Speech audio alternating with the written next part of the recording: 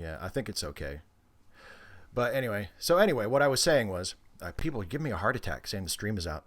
Um, so, I mean to pile on to anybody, even though the person who did this is who has time for that shit. Virtue signaling by saying like, I've been saying folks for years. It was, I mean, granted, in his defense, the joke I was making was a little Who cares, Steve? unfocused. Now, let's go to some questions. Rep Mike Kaufman, who has been in Congress since 19. Oh my God, Colorado went blue. He's going to answer a question about Colorado being blue. Riveting. I just got back from Tesco. Taxpayer Bill of Rights. Oh my God, it's a tax thing about Colorado. Actually, I want to go to live in Denver, so maybe I should read this. Core part of governmental powers. Fuck off. Give them the right way, so where all the votes are counted, right? Linked to this. Ew, he's swallowing. In the corner, whimpering. It's somehow worse when you know it's coming. Also, our UN made me wonder if this Mitt Romney. It's all just politics and fuck. It's so boring. Can result in putting people like Donald Trump, Jair Bolsonaro, Rodrigo Duterte, and who? Again, politics. This is advice for a fellow content creator. Right now, I have no clue what I'm doing. Yeah, you're asking Steve Shives for advice. And any help or feedback at all would be greatly appreciated. Or if you prefer a non-serious question, how adorable are these raccoons? Oh, God. Some random geek. Apropos. He gave me a link to a web page, and I'll pull it up. God. I thought that the raccoons had rabies, but it turned out. Oh my God, they're actually talking about raccoons. God. A patron question from some random geek who was also in the live chat. Crap, it is the morning of the Ask Away. I haven't asked my question yet. I have to think what I want to ask. There's another, I forgot, Jonathan has another show that I do with Christopher. Talk that. It's not even fun to hate the guy anymore. Videos that I decided to stop sharing with people. So, come on, Steve. Sorry for forgetting your question. But I mean, both of those people. So bad. The Ken Burns documentary about Jack Johnson that came out some years ago. Mm-hmm. So I think that's the difference. It's a matter of consciousness and a matter of okay, Steve. lightning round. So here we go. I'm going to start the timer. And once good, Radical Bacon reports that yes, we can hear it. So cool. That was probably my fault last time. It usually is. So I'm going to start the timer. As soon as the timer starts, hit me with those questions, and I'll answer as many rapid fire questions as I possibly can from the live might have a chance here. Now let me see if I can actually read. Dude, it's not even in fucking HD. Chat in 5 minutes. Let's do it. No. Sniffle. Norman Bookwald, what do you think would be the best presidential candidate for 2020 to beat Trump or Pence?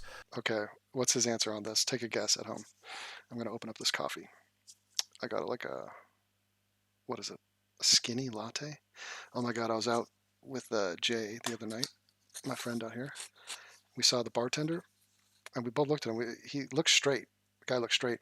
He was wearing the tightest jeans I've ever seen. It was like yoga pants made of denim, hugging the man's legs.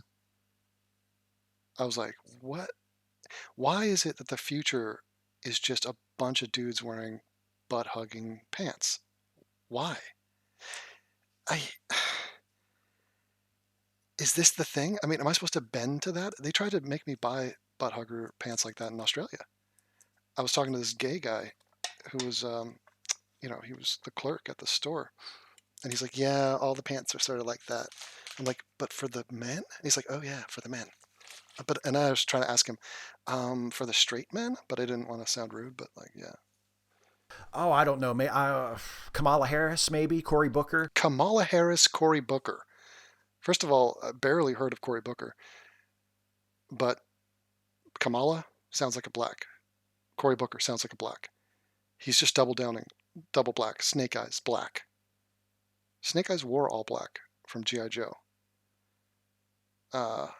And sadly, I think there is some logic to that, because these Spurgs on the far left, there's no way they're putting a white straight male. in office. There's no way.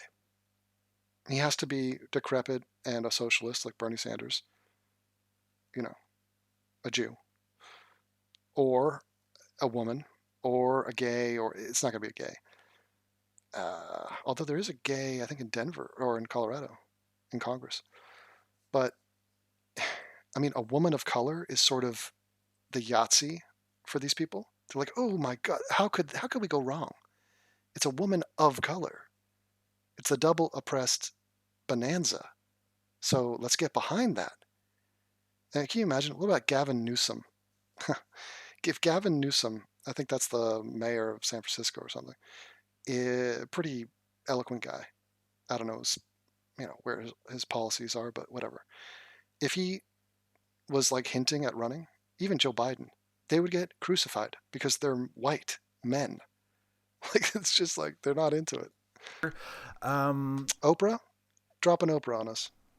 Lightning round question from Ron: is Donald Trump a fascist, or rather, do you consider him a fascist? And what's Does Steve Shives consider Donald Trump a fascist? Was the question was put to fucking Shives.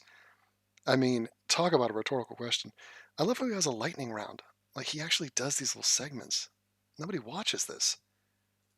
what specific policies By the way, more people will watch me watching this than watch this. would you point to that support your viewpoint? Yes, I think he is a fascist. Really? I would point to his vilification of the press. Yes, I agree. By the way, I actually do agree. He's an authoritarian fascist. If you want to burrow down to what that word actually means, yes, it's highly alarming what he does to, barring reporters that just ask him questions he doesn't like. This is like unprecedented stuff. His attempt to intimidate and strong arm the press as proof of his fascism, Mm-hmm. his border policy, his attempt to ban Muslims. Yeah, I think he's definitely a fascist, and he's done or tried to do lots of fascist things. I mean, the problem is everybody acts like if you could just call someone a thing, the game over, man. You win. Yeah, he's a fascist. I mean, him and his fans, they just be like, oh, fucking shut up. He's not fascist, whatever. What does it even mean? Who cares? It's not like you win a prize if it's like, oh, great, you called him a fascist and you made a good case that he's a fascist. Hooray. He's no longer president. It's just not how it works.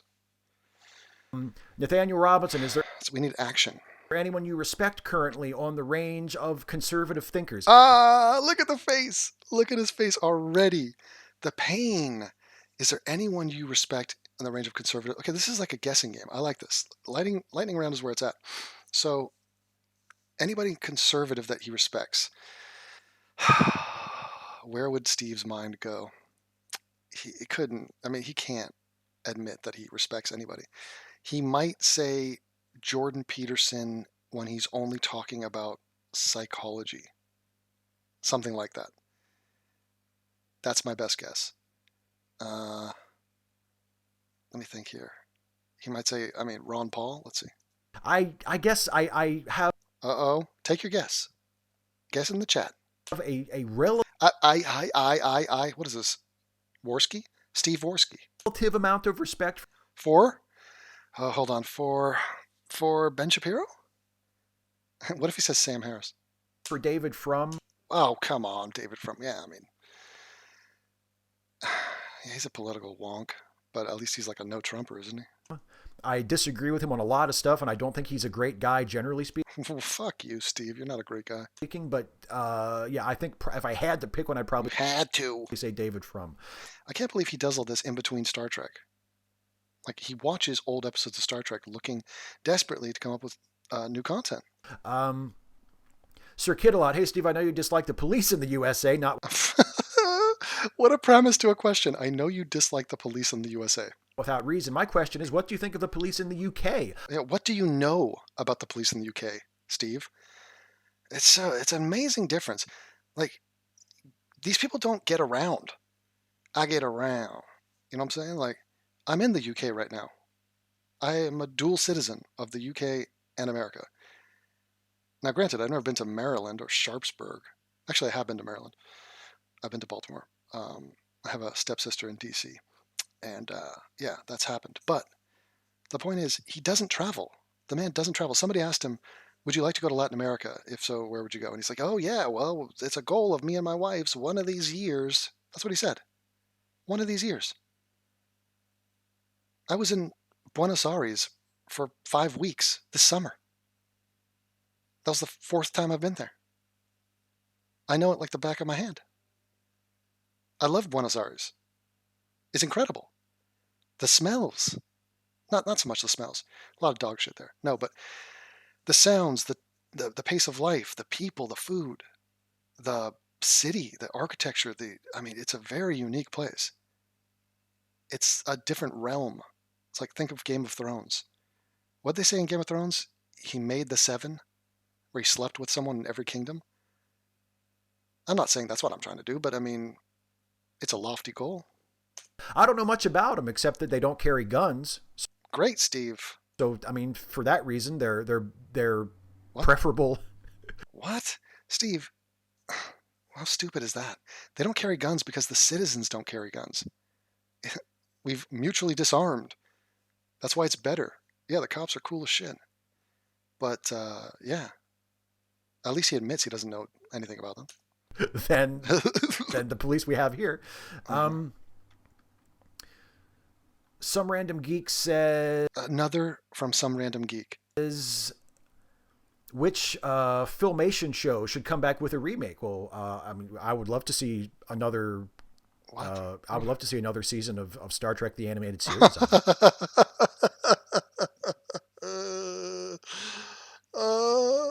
So, first of all, Filmation. Never heard of the fucking that, but great. Steve's answer is Star Trek. The animated series.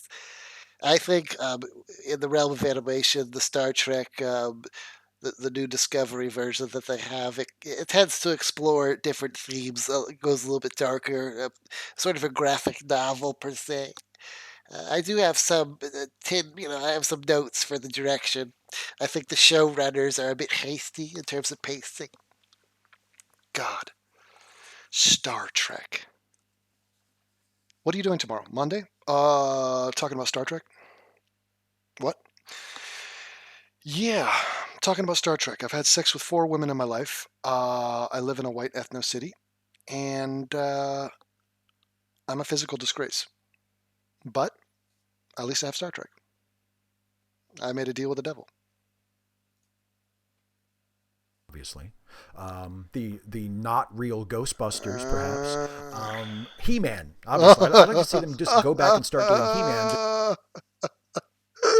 I love how he goes from, yes, Trump is a fascist. He's really coming down hard in the media. We really need to overthrow him and start a revolution. Probably put Cory Booker in there. Anyway, we really also need to remake He-Man. Same brain. Same brain. I mean, if you know what he talks about when he's off topic, how much does that tell you about when he's talking about his usual topics? It informs everything. This guy is a Trek nerd. He's a Trek nerd. He has open nerds, like just nerds, geek, some random geek. Hey, Steve, fellow geek here. Just like pick up like they never stop making it. Same style, same crappy animation. Yeah, that would be great. Yeah, we need a lineal continuation to the He-Man saga. Where were we when we left off? What happened? What was Skeletor doing? I don't. Liam Foley, as an atheist, do you still have a sense of spirituality? Oh God. How does Steve answer this? I definitely am in awe of the universe. There's tons of stuff we don't know. Um, I feel humbled by the vastness of space and what science has taught us over the years. And I feel a connection to life and to the past and present and humanity in general. But no, not per se, like not a Buddhist or anything like that. Not really. There you go. I mean, I have a sense of Wonder, wonder. doubt, yeah, awe. Did I say that? I have a sense of What? wonder about Wait, yeah, the universe yes. I mean, the man is predictable. and about the world. Uh huh. I don't know if I would call that spiritual. Right. That's a bit too much. I mean, did you read the Sam Harris thing on spirituality? He's reclaiming the word. No, have a lot. There's a lot of things that don't know. I draw a great deal Humility. of meaning Oh. from, and contemplating things larger than myself. Larger than the awesome force that is Steve Shives. What could there possibly be? Gives me a great deal of comfort, and I derive a great deal of meaning from. I wouldn't call those things spiritual. Yeah, yeah. Push back on that. Um, Hmm. John Brockman, how God, he's sniffling. evil is capitalism? What form of socialism would you replace it with? How Oh, many dogs and cats do you want to own? wow. What a 1-2 punch of questions. What's wrong? Tell us how much you hate capitalism. What form of socialism do you want? How many dogs and cats do you have? Would you want? What is his answer to that? He has what? A cat? He's got a cat. I'd like a dog. I think I'd like one dog, one cat. That's his answer. And, capitalism's not so bad. Just has to be held in check. We need a social democracy. Great. I mean, such. I mean, when was the last time you were challenged watching some schmuck online? When was the last time you were surprised? Pretty evil. Evil. Democratic socialism. There you go. Where, Steve, I can answer all your questions for you. And Great. Thrilling content. I don't know, maybe two, three. I can't. I don't. You don't Three want too cats many. and dogs. Daryl Leto, You want as many cats and dogs as women you've slept with? the worst nominee the Dems could It's a lot of pussy. put up in 2020. Michael Avenatti. Oh, God. How about Hillary Clinton? Radical Bacon. So my friend just See, Michael Avenatti, he's a white, straight male. That's my point. got two cats, but they're hiding. What should he use to lure them out? I don't know. Mm. Mm. Cat food? Milk? Tuna? There you go. Okay. Bacon? Maybe? What? Cats don't eat bacon. Salmon? Nice What? piece of salmon? Ew. Nobody listens. Do you ever get to read recreationally? Not as often as I'd like. There's a few books that are sort of collecting dust. But I am circling back on some of the early Star Trek fan fiction. And Want to shout out some novels and or comics, shouting out his Dark Materials and Paper Girls myself. Well, right now I'm reading. I like I've. to read nonfiction. Right now I'm reading a book on the history of the National Wrestling Alliance. You're a fucking loser. The what? The National Wrestling Alliance? If I said that to anybody in my life, they would call the hospital. They'd be like, somebody needs to perform a wellness check on Devin. Why? Because he said he's reading a book. So what? That's normal. People read. No. It's on the National Wrestling Association. Who would do that? That's his life. That's been my recreational reading. And before that, I can't remember. I read some Ray Bradbury short stories recently. And Why? for comics, I read those when I was like in junior high. for comics, the only thing I've read, What comics are you reading lately? Like, what is that question? It's like saying, like, what winged tampon have you been using recently? It's like, that's not a valid question. Zero comics. I have been reading no comics. None of them. been intermittently kept catching up on the Kelvinverse Star Trek comics. Why am I? He surprises me every time. What comics have I been reading? The Star Trek comics, of course. I didn't even think there could be Star Trek comics. What does that even mean? The Star Trek comics. He wants the animated Star Trek show. He's watching the freaking old Star Trek shit. He's talking about Captain Kirk. He's talking about the Next Generation. He's talking about Discovery. Oh, is it tiring? Stevie. From IDW. Those have been pretty good. 1 minute, 30 seconds left, and then I'm going to move on to making content. I go full metal. Salsa or guacamole? Oh my God, who asked that? So, is he going guacamole? Gotta go with salsa on that Oh God, wrong answer. one. Um, No reason given. You're just going to say salsa?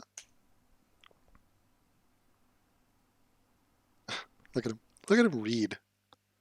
Look at his face. Have you ever just looked at a guy and you're just like, I'm looking at his face. It's like it has all his little sensory, like he sees out of these things. He smells and his little mouth moves around. His little ear, it's all. I mean, I would say he's a wrestler. It looks like a cauliflowered ear, but I mean, the dude is not physical. Axel Myas of Wales. Steve, what's the music that plays at the beginning of every Five Stupid Things? Something stupid as shit. He's like, well, funny enough, it's a track called The Hoedown. No, it's called Crazy Pipes, and I got it on a copyright-free little service, and yeah, just stuck. I don't know. The rest is history. That's what's it Well, it's going to be the most douchey name ever. Watch. called? I think it's called It's called um, Pleasant Winds. No, the Airport Inn. I told you, Airport Inn. I mean, that was the second choice for Smells Like Teen Spirit. Was Airport Inn. It's Airport Inn, and it's free to use, so it's not copyrighted. And I thought it was catchy and sort of upbeat, and so I went with it. You know, Or Airport Lounge, oh, it gets better. Airport Lounge, great. Oh, I'm listening to Airport Lounge. It just reeks of being bad. and it's a Kevin MacLeod piece. You know who wrote Airport Lounge? It's a piece. No, what that rat you wear on top of your head is a piece. Um, Austin Levereau is or Leverio. Sorry As if it matters, Steve. Seriously, you have a minute left. if I mispronounced your name. Who cares? He apologized. You don't apologize to your chat for mispronouncing names. Watch, I'll mispronounce a few names in the chat. 300 people? Fuck, what? What is that even about? I didn't even know you guys were here. Thank you, Steamboat Willie. Hello. Wow, that's like $50 to make me holler. I get paid to do the wild thing. That's incredible. Here, let me mispronounce. Glean Leatherwood. Solar Dragons 007. Uh, Bryrock. Bryrock. Nice. Um, fuck. You guys putting a lot of pressure on me. A lot of fucking pressure right now. Guy just dropped 50 on me, and I'm doing nothing. But I will be. Austin. Well, Is Jack McPherson going to make another presidential run in 2020? I hope not. Who's Jack McPherson? It sounds like a fictional character. Who's the guy from what's that movie with Kevin Spacey Netflix series? God, I forget it all the time. It has a new season. I'm supposed to watch it. No, he is not. Jack is out of politics. He is a private detective now. Ew. Did you hear that sniff? Humbilly, when does capitalism end and the government begin? With the Federal Reserve bailing out banks. What's capitalist about both parties deciding how to spend $20 trillion and spread $20 trillion in debt around? Good question. Yeah, it's not really, doesn't really say much for the wisdom of the free market, does it? Not really. Now that I have you guys here, hold on. Let's do a little police academy. I want to do another cops video. So I got my little microphone here. And we're going to get set Alt up. Rocks Wisecrack recently did a video about the wrestling phenomenon of kayfabe in relation to modern politics. Do you think that's a fair assessment of how politics are currently working? I can't do another wrestling question. All right, we're going to go to police activity. And it's going to be a random, I don't know if these are new ones or they could be old events, but they just released the video. Dashcam shows Ohio cop disarm young armed boy. Okay. And here we are. We have no sound. It is a silent film. It is Charlie Chaplin getting arrested for DUI. That's a incredible pixelation job. Oh my God, it's a young boy with a massive knife. He's got a tank top and he's going to kill himself. And there's a guy sneaking up behind him. Oh my God. What is going on? Dude's suicidal.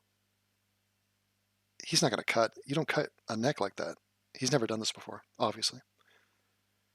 Dude, beanbag this dude. Beanbag him in the beanbag. I like how he doesn't detect the guys behind him. Is this guy... Get out! Get him! Throw him to the ground. I'm sorry, I got violent there. I take it back. I retract. But well done. I think he's bluffing. Were they trying to talk him down? He's like, you don't understand, man. 3rd grade is tough. I've seen things. Well done to the cops. Just so you know, if that was a black little boy, he'd probably be dead right now. Okay? Tamir Rice was 12. Brilliant. Okay, body cam shows tense encounter between SLC. What is that? St. Louis County officer and suspect. Again, we have no sound. That is alarming. Okay, we have a dude. Looks like a young man. Looks like a Hawaiian UFC fighter, actually. And he seems to be talking. I don't know what's happening. I think he gave a false ID. It said McLovin. Oh, he's reaching. Hey. Oh, get him. Hey, man, I'm not doing anything, sir. Hey. Sir, I'm not doing anything, man. No, I'm not doing anything. You want to get tased? I'm not doing anything. Okay, then sit your ass down. What if he said yes? Sit your ass down right now. Ooh, the taser missed. I heard it. We're in pursuit. Call for backup. Oh, he's running around the car. What? 261, expedite me back to Chevron at Brickyard Road. Citation on whether or not he's an actual motherfucker. What is he doing? He's playing like... You want to get fucking shot? Ooh! No, man, I don't. He pulled out the gun. Back up, please. I don't know how this ends, so fair warning. Come up. What's up with those seat covers? Is he having sex on those? He's laying down like diaper material. Please don't break my car. I'm gonna beat your fucking face. Sir, I'm not doing anything. Don't break my car. You're about to get shot. Ah! Oh, he's crazy. Ah! Oh, he's crazy. Ah! What is going on? Somebody call the cops! Somebody call the cops, he just said. Oh no, this is not going well. Imagine having to deal with this. Like, you have to go deal with this guy. Okay. How about that pickup speed on that Corvette? Damn it, that wasn't a Corvette. West. Peeled out, man. Guy's doing donuts. He's going north on 1100 East. Send the helicopters.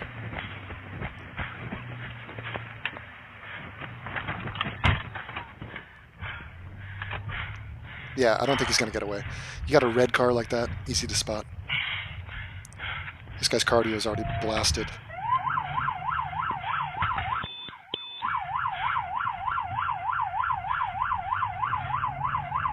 He's got to do some crazy shit, like some Kaiser Soze shit, and just step out of the car and start walking with a limp. Like, quickly switch costumes, like go in disguise. You got to get rid of the car. I'd probably just dump the car. Only one warrant. Just jump into a house, take a random mom as hostage, and the video's over. We get no money shot. I shall never know. Outlandish police activity. What the fuck? Shots fired. Who fired a shot? Did I miss something? That's disappointing. Should we read what happened? Okay, officer walked into a Chevron. It doesn't say what happened. That's weak. Anyway. To be continued. Body cam shows Muskogee police fatality shooting, 54 seconds. Okay, so this is a quick beginning, middle, and end. Let's see how quickly it gets hot and heavy. Are you ready? Let's go. Warning, I have been warned. Again, we start with no volume. Man is wearing gloves. He's being called into the scene. It's a terrible job of parking. Okay, the wind is happening. I see somebody. They look old. They have a cane. He's not the target. Watch out. Okay. No. It's an Asian? Oh, fucking hell. Dude. That did not... Wait, what? Wait a minute. This guy just came in with all this energy, and he didn't defuse the situation. He just was like, hey, he's got a gun. Boom. Dead. Like, how about coming in with a little bit of tact? No? What was the call? Need help? The guy's like, I mean, he went in there guns blazing, and it was a weird situation. I mean, I was befuddled when I saw he was Asian. Although that's a weird Asian, isn't it? That's like Down syndrome Asian. It's like, that's not even a normal shape of a head. You know what I'm saying? Like, what was going on with this guy? Okay, so let's see what we can see. We have this bystander. Is she a waitress? Cop is here. Did he refuse to tip? Relax. And he's got a gun pointed at him. Okay, so they're holding hands. That's very sweet. Just sort of interracial mixing like that. But, okay, his hand is down here. He looks emo. He looks like a hacker. Don't do it. Don't do it. And he sees this guy. He perceives the threat. Is he cuffed? He's got a cuff on him. This old timer is just wrong place at wrong time. Man. Show me your hands. He's got a knife. He's got a gun. He's got a knife. He's got a gun? Dude's Bruce Lee. He's packing a lot of stuff. It's kind of a big difference. So this guy shot him.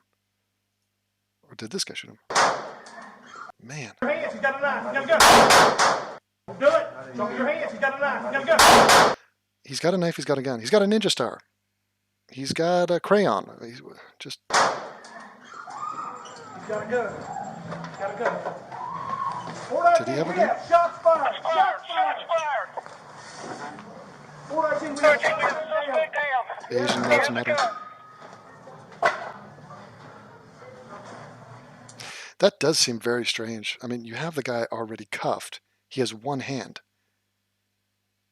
I mean, surely there must be training to pull the guy close to you and then just go for his arm, because he's got to like grab his weapon and then pull up. I mean, you're right on him. You're like right. You're clinched with the guy. That's the best they could do, is shoot the dude point blank in his chest. I mean, I understand it's a fucked up situation, but man, we lost an Asian? That doesn't seem right. All right. Should we do one more?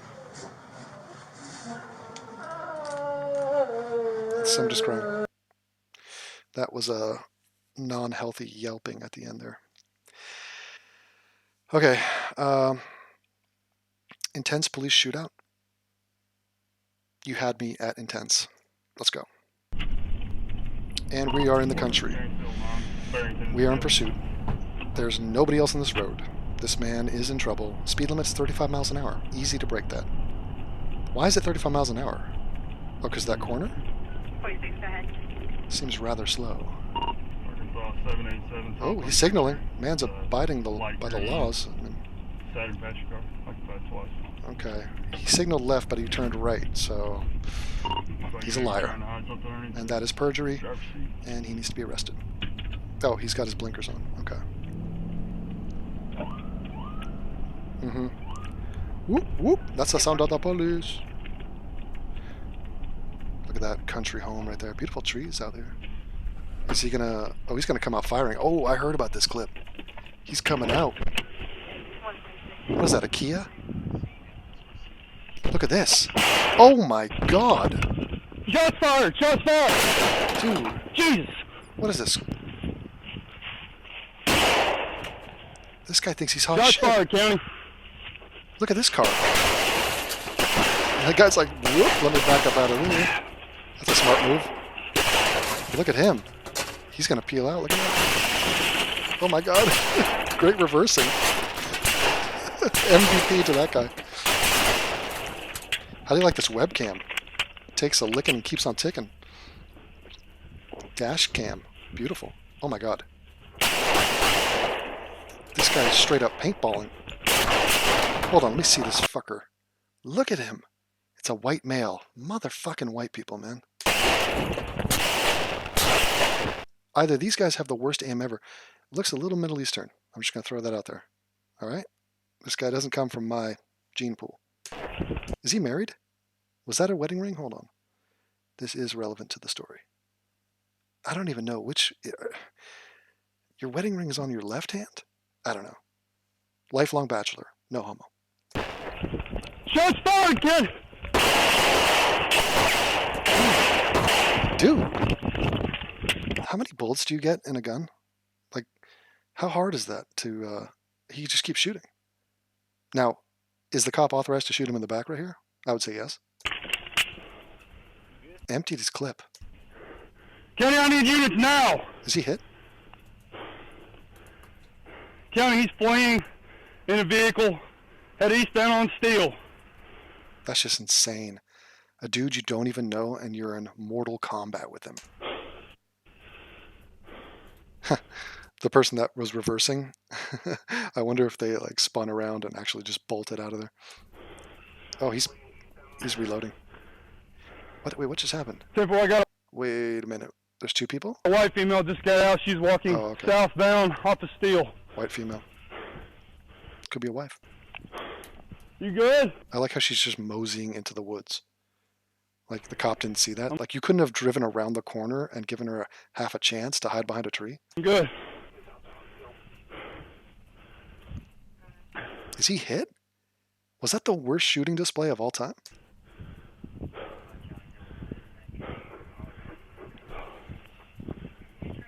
The dude in this house is like, I moved out to the country to get away from crime and violence, and this is what comes to my doorstep? Oh god, oh god, oh god, it's the same reversing. They're gonna check on the cop. I'm good. Stay in your house. You must be in shock. Oh no, okay. It was, there's a guy in the house. Stay in your house. Good advice. This is tense. Am I good to go through? Yeah, get out of here. Hey! Come here! Keep your fucking hands up, too! How are they gonna censor the word fucking? We're watching people kill each other. 1050.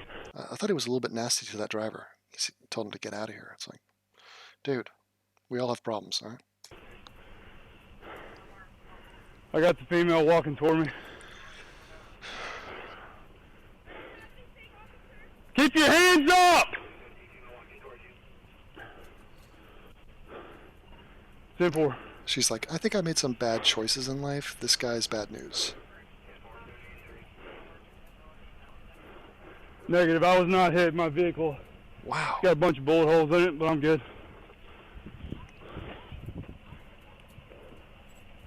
Well, that's funny. The citizen is talking to the girl. See, nobody thinks the girl's going to do anything. She could have a shotgun strapped to her back, like Kill Bill or something. That happened in a movie once. I forget which movie. 10-4. No injury. Keep your hands up! Tell her to do a couple jumping jacks and just bounce. Who's that with you? My boyfriend. You're not going to go with ex-boyfriend? I think it's time. Why'd he pull a gun on me? You don't know anything? I'm looking for pee stains. Are you? Seriously. Look at the crotch. I swear I have no clue. The hell is he doing? I don't know. I don't know. He's doing you. Look at that little hourglass figure, you know, blonde hair, a little thickness there. Like, you know, the proper kind. I mean, not for nothing, but like he had a good life. You know, he had a girlfriend, he had plans. It's madness. Get on your knees. Oh God. Is this a porno? Alright, put that down. He's got a gun Do you have drawn. any weapons on I you? don't have anything on me but Alright, I'm gonna put you in handcuffs because I don't know what I'm dealing with. She's shaking bad. Are you hit? Are you okay? I'm just really scared and sick enough. Okay. Are you... My boyfriend is a friggin' loser.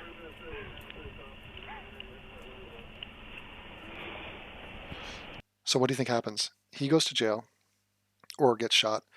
How long before she bails out on him entirely?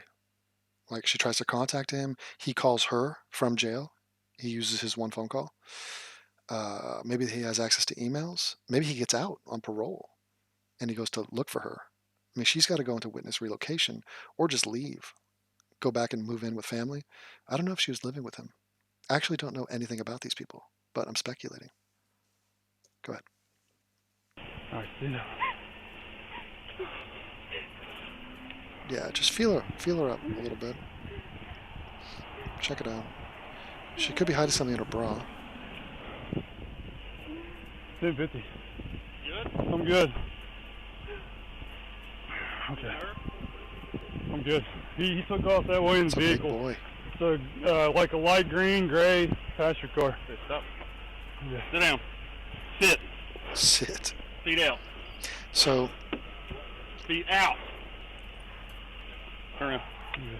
I know. I'm checking you. well, that's hardcore, man. He's like, I'm fine. And he's like, let me check you because of the shock. That's intense. This guy's been there before. That's crazy. He shot at him 15 times. There's a light green, grayish Saturn passenger car. It's a Hispanic male. He's got facial hair. Hispanic. He's wearing a hat. What kind of pants was he wearing? I was going Middle Eastern, but the point is he's not white. Oh, God. Well, what is he going to do? They know his car. They know where it's registered. So they're sending dudes to his house right now. So he's basically on the run, and he's got to dump the car. But they have pictures of his face. So what's he going to do? I mean, he's got to have a plan. I don't think he has a plan. So he will be caught. I mean, he's got to go for the border, right? He's got to change his appearance, like get on a Greyhound or something, and just get the hell out of town. I don't know. I don't know why I'm giving him advice. Tan? Like khaki? Tan pants. He had a black Code 1 pistol. Anyway, the cops are doing a fantastic job, and nobody was harmed in any of these videos, aside from the Asian guy who did die. So, there's that. All right. That was a little thing I like to call One Take Tracy. That is One Take Tracy coming at you live. Now, I'm back. Let me say hello. Hello. I am open to taking suggestions on what you like me to watch. Hi, Art with Chrissy. Hello. I might do some trailers. I was supposed to record. I'm supposed to edit. I got a Neil deGrasse Tyson recording I just did. I'm a married father of 2, by the way. Are you hitting on people in the chat? Is that what's happening? Hello, Khani. It's probably out of ammo. Guns and God Bad, Unstoppable, Sunset. Oh my God, you had to use the lingo, didn't you? Please add Purple Roo hoodie on your shirt store. I'll buy it. I thought oh, Purple Roo hoodie you want. I see. Yeah, hoodies are important this time of year. Let me see. I got to check this out. Check that channel out. Which channel are you talking about? No More News. Never heard of it. I could check it out if you'd like. But let me just say hello. No More News channel. Okay, got it. AIU Rex to Owen Benjamin. Is that Dan? Who's Owen Benjamin? Isn't he just like a religious dude? Kind of dummy. Cam girls. Yeah. Nah, they'll nuke it. Chatterbox. You guys are all perved out, man. Just rub one out and come back. D&D videos, Marino in the house. How crazy is this? Oh, I almost spat out my coffee. You have alopecia? Who uses that word? And I guess you could call it that, yeah. Solve the JFK shooting. You know, somebody told me that there was a second angle. When I was in New Orleans, there was this conspiracy nut who was taking me to my hotel. And advice for earaches? Are you serious? I have no idea. I've never had an earache that I can recall. My girlfriend had one recently. Or who was telling me? Jay. My friend Jay was saying that he got some water in his ear and it sort of hurt, and it never went away. He just had a ring in his ear ever since. You're 40 and white live streaming for less than 500 viewers. What are you doing? What? What? What is white live streaming? I wish I was 40. 500 viewers? Is that are you trying to say that's low? I'd be doing this with 0 viewers. You realize I don't care. I guess he doesn't. Anyway. Police chases in the UK. Can we watch you in the shower? It is a sight. It is quite a sight. You should see me manscaping in the shower. I put a leg up against the wall. My friend is bald and 17. That does suck. Yeah, he needs to get through it. But you got to rip the Band-Aid off. Asian Sex Diaries. Okay. This is so lame. That's a ban. Well, what does it say about? You see, you know what it is? This is actually one of the things I was just talking to a friend about. Is if you have, well, the kill stream does 20K, huh? So wait, this is now competition with the kill stream. Well, in that case, where's my producer? Where are my co-hosts? Where's my super chats? Where's my advertising? No? That's so funny. I love that's so weird. It's such a mobby thing that these spurgs are impressed by the numbers that the kill stream or any of the live streaming shows do. So they might do 7, 8,000. Dude, I have millions of views on YouTube. Do you think I'm impressed by 7 or 8,000? Yeah, but Devin, they're there at the same time. Oh, it's an actual mob. Yeah, you can see their little mobby chat shit. I don't watch Tommy Sotomayor. He's sort of, I get the gist of the man. And every once in a while I'll go and check in on him. But JF did 6K. Whoa, JF, that little gremlin from Quebec, the little woman-hating, Jew-hating little spurg, he did 6,000 people. What? That's so impressive. He must be the alpha. You know, you know what's going to be cool? I'll go with the popular kids. Yeah, they got a big crowd. Stupid motherfuckers. See, the number of people in this chat, it's guaranteed like 30% of you are fucking just retards. Like, not worthy of me. And you know it's true. I mean, it's like if you go to a big city, you get to a large enough city, you know you're going to run into like some bad characters. It's just, you have to weed them out. You have to sort of chisel down. But these nerds, they think that Neil deGrasse, he's talking about, he's hyping up Africa. He was on Sway's universe. And it was not interesting. It was interesting to me, actually. That's why I did a video. All right. $5. Stopped Patreon a while back because of your feud with Gadsad. I've forgiven you. That was a long time ago. Jesus. My feud with Gadsad was that he voted for Trump. And he still voted for Trump, so it's not exactly, the situation is not better. Okay. Let's go with, I'm going to do a couple trailers, and then I'm going to record a video. And I might watch some of these movies because I got some free time on my hands. So, Felicity Jones on the basis of sex. This is okay. Her story made history. That's the slogan. Her story, as in history, her story. Her story made history on the basis of sex, and it's red and blue, so it's Democrat and Republican, and she's taking over Congress, and she's in a dated outfit, so it's some based on a real story, pioneering woman. Let's see. There are 178 laws that differentiate on the basis of sex. Women can't work overtime. We have to get credit cards in our husband's name. So, why go back in time like this? I mean, they cycle back to talk about some breakthrough in terms of feminism and equal rights for women. Okay. I mean, is that not boring? I guess they want to sort of relive it because it was a success. Maybe.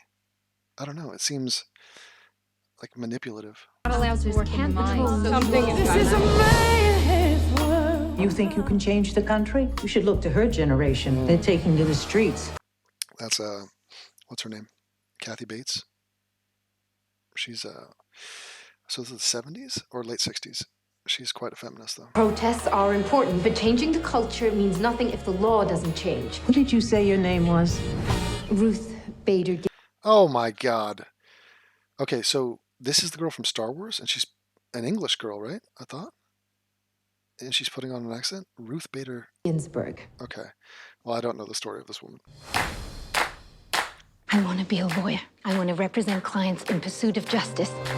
So they're gonna give you a corner office? I wasn't what they were looking for. One said women are too emotional to be lawyers. Another told me a woman graduating top of her class must be a real ball buster.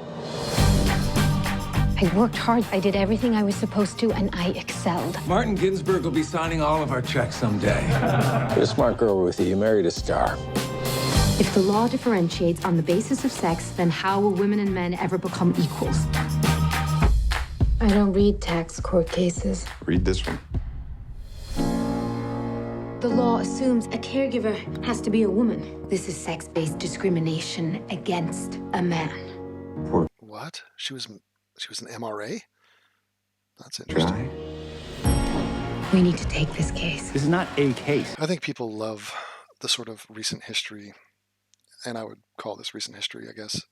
But the stylized nature of it all, the sort of Mad Men quality, there's somehow, it's easier to look at a period of time that's a few decades removed, as opposed to, if they set this 10 years ago, it'd be far trickier because, I don't know, when we're in it, it's just so hard to, like how many movies come out about the rise of the internet, that era of time?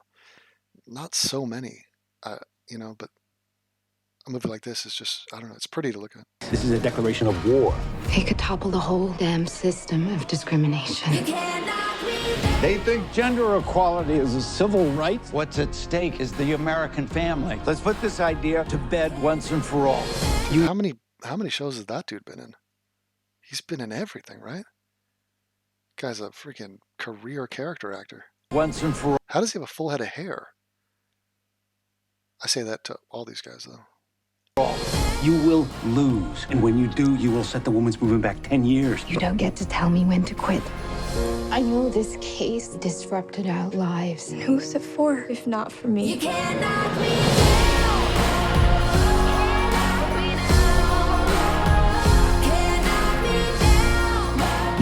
It's funny. You know a movie's for women when the font is spread out like that.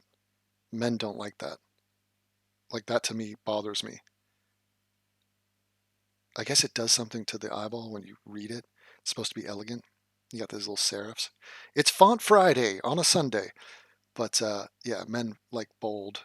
Like, if they tried to do that with Deadpool, and that was the font they chose, people would riot. You've been ready for this your whole life. So go in there and let the judges see the Ruth Ginsburg I know. Yeah, does Ruth Ginsburg have sex in this movie? Because the woman is attractive. We're not asking you to change the country. That's already happened without any court's permission.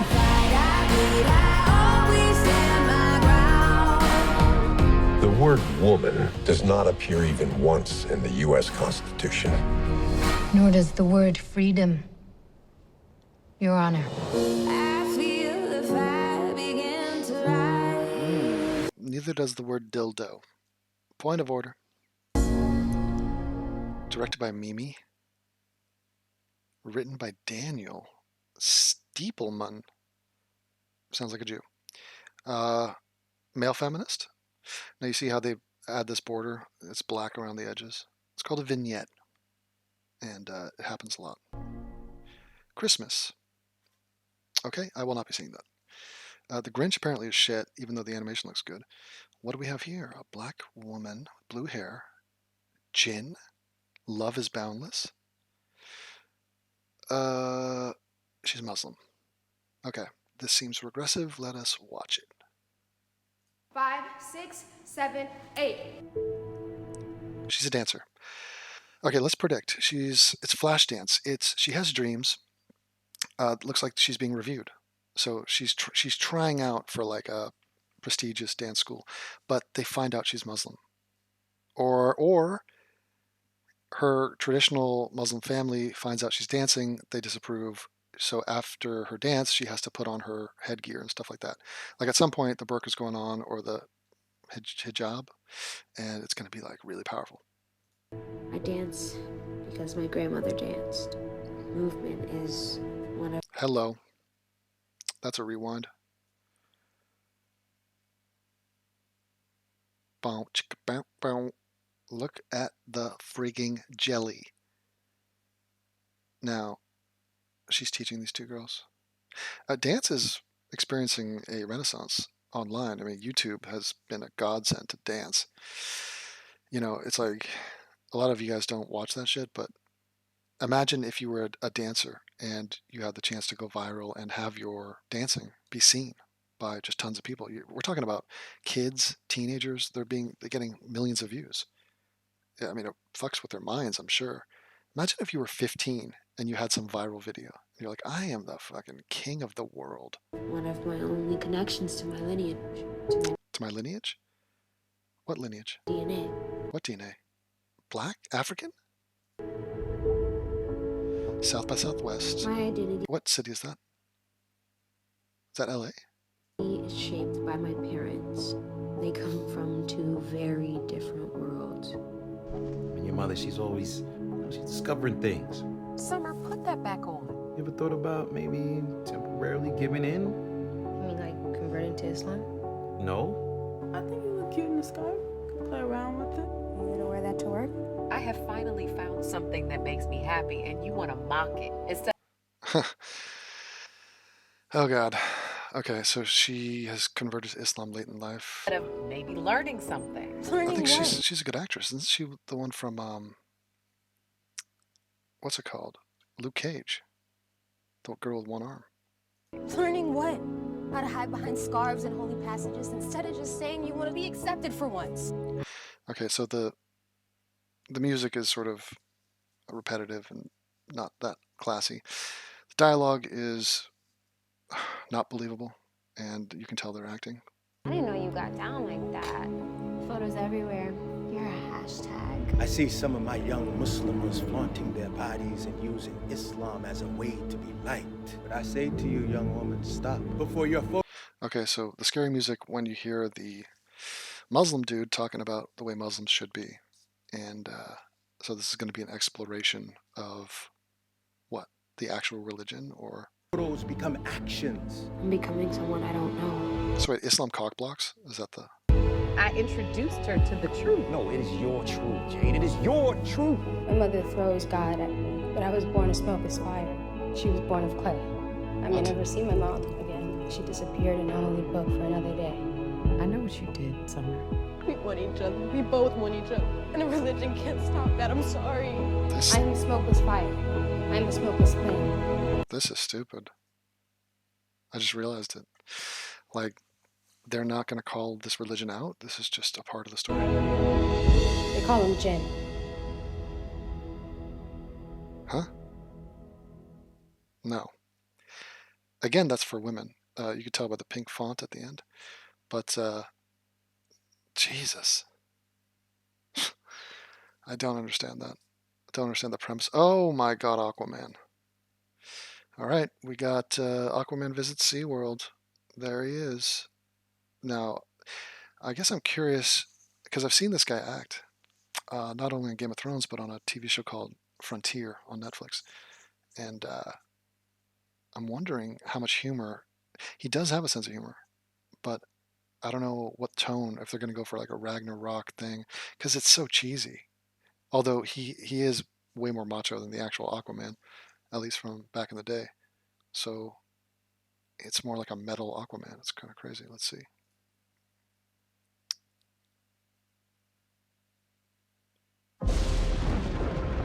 My father was a lighthouse keeper. My mother was a queen. But life as a way of bringing people together. He could unite our worlds one day. Check it out. Okay, the one thing I don't want is the way he read that first line. It was very non-committal. It was kind of low energy.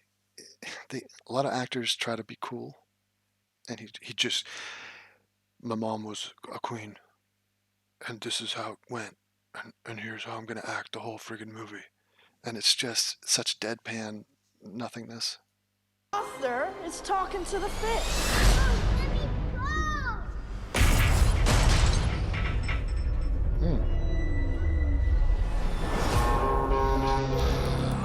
They made me what I am.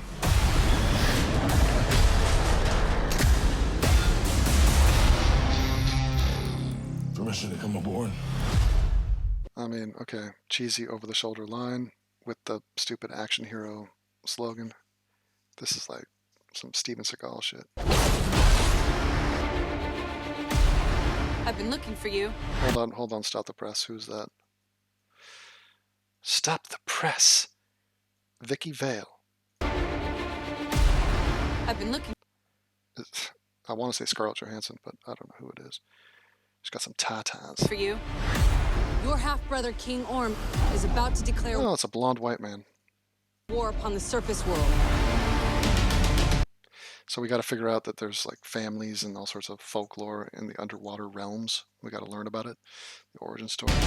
The only way to stop this war is for you to take your rightful place as king. Trust me. So what? Is he Simba? He's underwater Simba? And she's Nala? I am no king. I am no king. I left that life long ago. I'm way too cool for school. He's like, do you have any idea how much dolphin pussy I get on a nightly basis? There's something more to this world. You don't care about anybody but yourself. That isn't true. Oh yeah? Why not? I care about you. You do your best thinking when you're not thinking at all. See that? Who the fuck is this? I mean, what? Red hair like that? What is that, Ariel? I want to be where the people are. I want to see him. She so obviously wants the cock. Who's she fooling? Look at her. Not thinking at all. That was the worst pep talk ever. See, that's the comedy. But it's like cool guy comedy. That was the worst pep talk. Like, ever. He's got to loosen up, you know? Might want to strap in. Yeah, I'm not really digging. I mean, this is like the big money shot reveal or whatever. Atlantis, look at it. It looks like underwater Avatar. Whatever. Welcome home. James Wan. I like that it's an Asian. Let me see. What's up with the M dipping low? I'm trying to understand that. It's font analysis. It's a thicker font. It is spaced out, so the kerning is there, but it is way bolder and no serifs. And this is tighter. So the kerning is from director James Wan, as if that's supposed to mean something to me. But I'm trying to think, what is the point of that? Is it like these are fins or something? I don't know. My brother has come from the surface. My brother. So what is this, Loki? Is this Thor? I mean, it's underwater Thor. Trident fights, and they're gonna thumbs down like it's Gladiator. So this is okay. So here's what we're thinking for the Gladiator pit. It's like the Colosseum, but think tropical. Think fluorescence. Think aqua. And so we want to play with that. We want to have sort of an architecture to it, but also have it blend in with the stone and with the seafloor. So have a play with that and come back to us with a few designs, and we'll take it from there. Challenge me for the throne. I call it an ass whooping. Oh, please. I'm no leader. He didn't want to lead, but he was forced back into it. Fate had other plans. Yeah, this is a story we have heard many a time. I came because I had no choice. I have no choice to come when I tell you to stop gyrating and you continue to gyrate. That is what happened. Who is that? I came to save my home and the people that I love. Oh my God. Who is... And the people that I love. I mean, did they not just fish this girl out of the fucking casting call? Like, what? That girl has a career and a half ahead of her. In porn. Friggin' whore. No, I mean, she is a righteous female lead. Righteous. Love. Oh my God, it's blurry too. Look at this. And the people that I love. Oh God. Oh my God. She's so pretty. I just want to punch her. Damn it. You think you're unworthy to lead because you're of two different worlds. But that is exactly why you are worthy. I like how she's getting tough with them. Oh, there are black people underwater. That was awesome. Fish people. Oh, what? She can swim? So who is she? She's a fucking mermaid, man. I don't care. I'd stick it in her gills. Let's be honest. Okay, the sharks are acting like dogs. It's coming to the surface. And that's a big bug. And I'm bringing the wrath of the seven seas with me. The seven seas? That's some Pirates of the Caribbean shit right there. What? What was that? An ancient prehistoric alligator? Oh, I don't like that. I don't like the white. This looks like a freaking commercial for Colgate. You see that? Like it's a mouthwash for Colgate. Look at this. The colors and oh my God. Who would think to do this? DC Aquaman, you have this weird crest. Looks like a freaking communicator on Star Trek. And there's no blue. There's like no... Oh man. Aquaman, no blue. Great. We're here. What are you doing? You should have a parachute. Redheads! You gotta love them. Yeah, that's a weak ending. You know, like you could have had any other line. She doesn't have a parachute. He's about to jump out after her. Redheads, you gotta love them. I mean, that's so family friendly. I mean, he could have said, I don't know, should we spitball? Come up with something better in the chat. Like, what could he have said? It sets the tone, you know. And it's a laugh line. It's a little moment. He's about to jump out. What could he have said to her? I mean, I guess I would have to know the dynamic and the characters. You know, I'm probably going to regret this. Or, I mean, does he think he's about to die?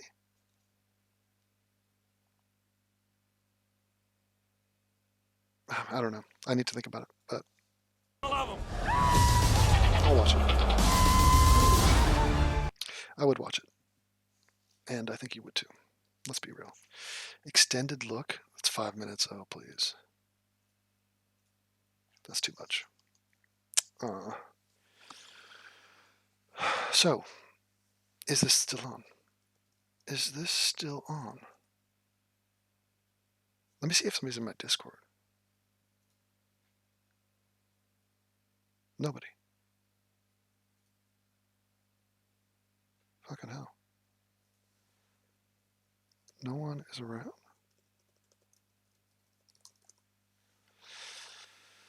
That's gay. Whatever. Alright, it is 11:24. I am lacking motivation.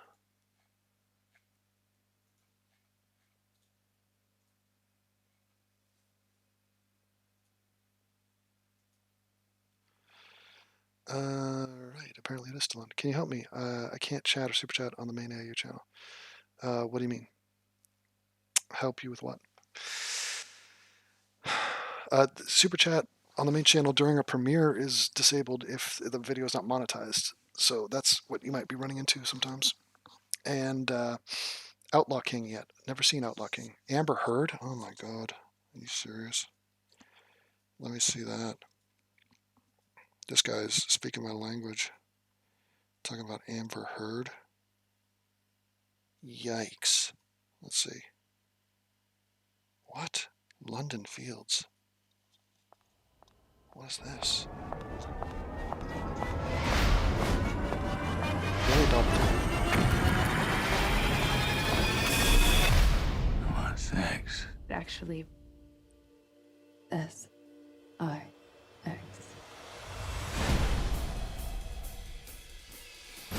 I've always known what was going to happen next. So love was a bit disappointing. Hers was a specific kind of fortune telling. She knew how to get to the end of men. Oh, nigga. Oh, hello. I live downstairs. Nicola? Sorry, I was just changing. Whoa. This whole movie is based on how everyone wants to sleep with this chick. I guess that's kind of what life is all about. Falling in love normally ends very badly with me. I'm very good It's not the best trailer. It looks like Clueless right there. I'm very good at this. Is that the dude from Run Lola Run? Oh my God. I'm a virgin. Get the fuck out! Today. My panties. They're absolutely weightless. I feel pretty good about my writing. I'm worried the critics are going to call you a male fantasy figure. Got it. Likes to be watched. I love to be watched.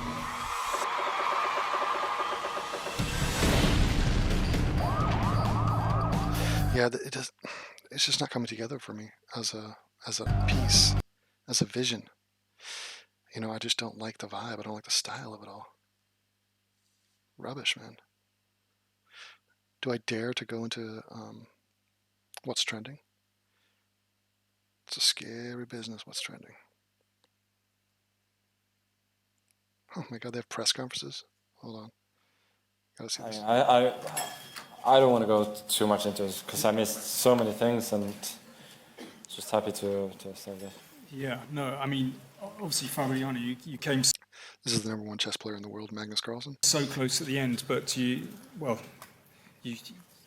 clearly didn't quite see any way through. I mean, did either of you see some chance around here, or did you just think? Oh my God, it's so funny. The idea to have a press conference about a chess match. God. I mean, they tied. This is the 7th tie in a row. Every day, these guys play a game. It takes 3-4 hours, and in London, and they're tying. This one I thought was already working. Yeah, no, I think when I get Norwegian American Fabiano. It's a year younger. When I get King H7 and H5, it's an ironclad fortress, more or less. Okay. Unless I'm just completely. They're too damn good. But I thought it's a fortress. Yeah. I don't know, you told me. Yeah, I know. I don't know. Okay, I think we'll open up for questions. Obviously, an incredibly long day. So, yeah. Questions? Please. All right, I'm going to try to do something I've rarely done, which is I wrote down some thoughts, and I've got to perform it like I have not written it down. So I have to read and yet act. Acting. Okay. Let me get my mic set up. All right.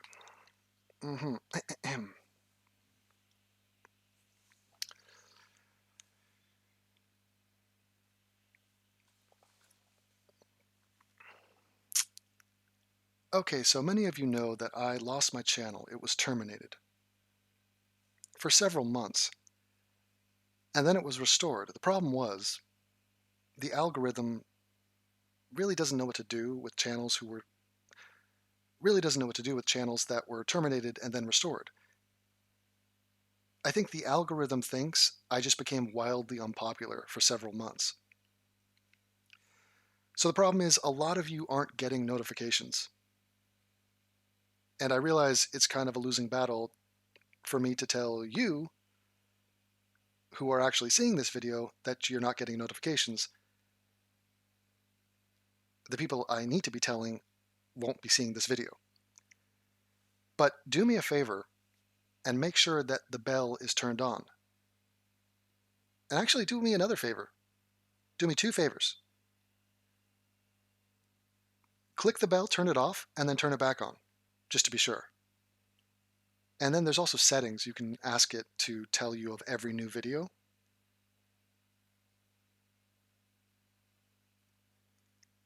So I recommend you do that because I want you to see my videos. It's that simple. But this video is going to be about some suggestions I have for YouTube from a humble yet loyal content creator that has been at this for 5 years and want to see the platform improve.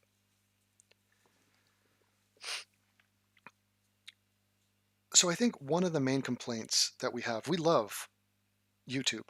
I mean, it is unrivaled in terms of the interface, the performance, the streaming, the features that it has. I mean, it is wonderful.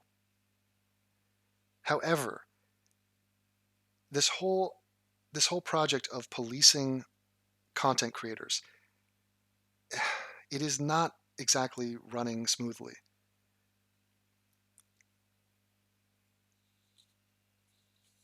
And I'm not here to argue about one strike or another or the individual merits of a given strike, because we could do that all day. And I understand that there is a need to have community standards. I mean, you cannot have certain kinds of speech that are, I mean, you cannot have calls to violence, for example. I do believe there is a line, and I understand that they don't want their platform to be used for certain kinds of speech. Now, I would tend to lean on heavily letting people say whatever they want, but I do understand there's a line. Now, I'm talking about community standard strikes, not copyright strikes, because by and large, nobody has a problem with the copyright strike system. I rarely get copyright strikes, and even if I do, I'm given the contact information of who gave me the strike. So I know who did it. I can face my accuser, and I can usually work something out with them. I can say, look, hey, I'm sorry, I didn't realize. I'll take the video down. I prefer not to have a strike because obviously a strike is worth way more than me keeping up any given video. And if given the option, I would rather remove the video than get a strike. I mean, strikes are that punitive. We're talking about 1, 2, 3. We're talking about 3 strikes and you're out.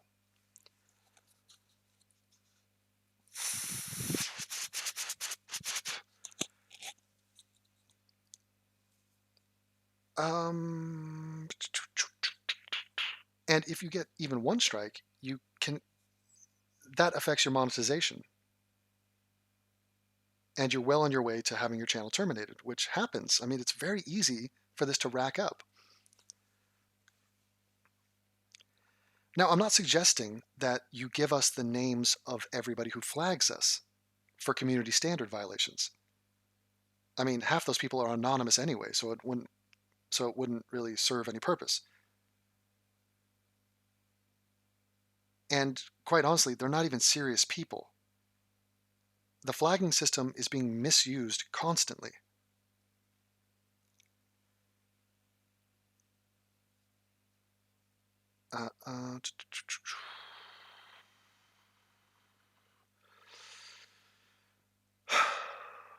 But here's one thing. The first suggestion that I have for you, YouTube, please, I do beg you, I am begging you, can you please tell us where in our video we were in violation of the community standards? In other words, most of my videos are over 20 minutes long, and I will get a paragraph of text that has been copy and pasted saying something vague like, you can't bully, or, oh, this is hate speech. And I have no idea what is being referred to. When you get a copyright strike, it tells you exactly where the violation occurs. It says it started right here, it ended right here. And that lets us figure out what we're even talking about.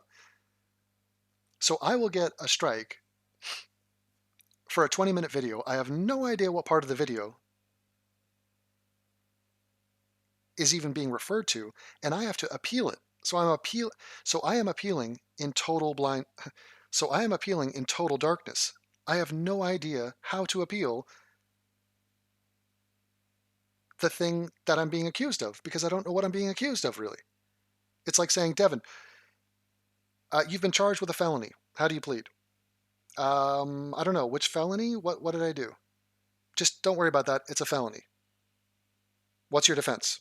I didn't do it? Not good enough. So if the idea is to punish content creators or educate them on how to stay within the community guidelines, this whole process is pointless unless we know where the violation occurred. I cannot amend my behavior or my content unless I know where it's crossing the line. This seems like something doable.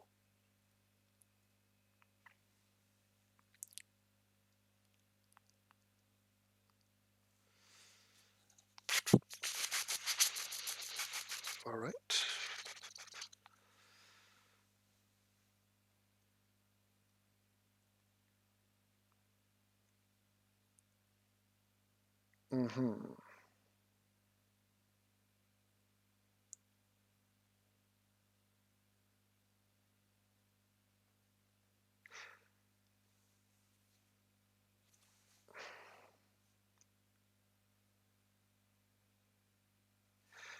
So, I mean, here is the thing that I'm not sure everybody understands.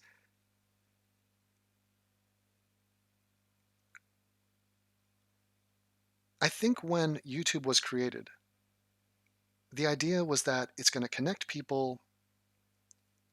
There's going to be content creators. They're going to create things. They're going to produce videos. It's going to attract an audience. The audience is going to love the videos, and everyone's going to live happily ever after. Now that does exist. There are people like that. Like if you're a yoga instructor or you're showing people how to do hair and makeup, I get it. But there's an entire different realm of YouTube that might have been an unintended consequence of creating this kick-ass platform, and that is people who want to talk about real issues. It's almost a replacement for the news. It's almost a replacement for the pub. It's the barbershop, the digital modern-day barbershop. It's the water cooler, but just bigger and better. Because we're not constrained by, stay quiet, the boss might hear us.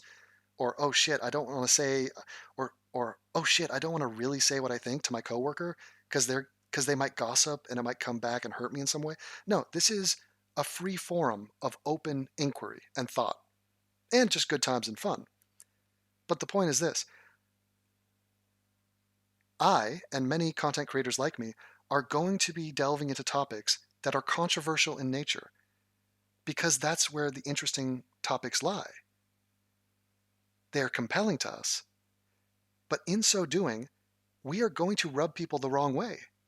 If I take a position on any issue, religion, race, gender issues, Israel, anything, it's almost a guarantee that there's going to be a certain percentage of people watching who just don't like it. They don't like what I'm saying. So they, in their impotent rage, are going to click on whatever they can click on to hurt me. And that clicking is going to come in the form of a flag.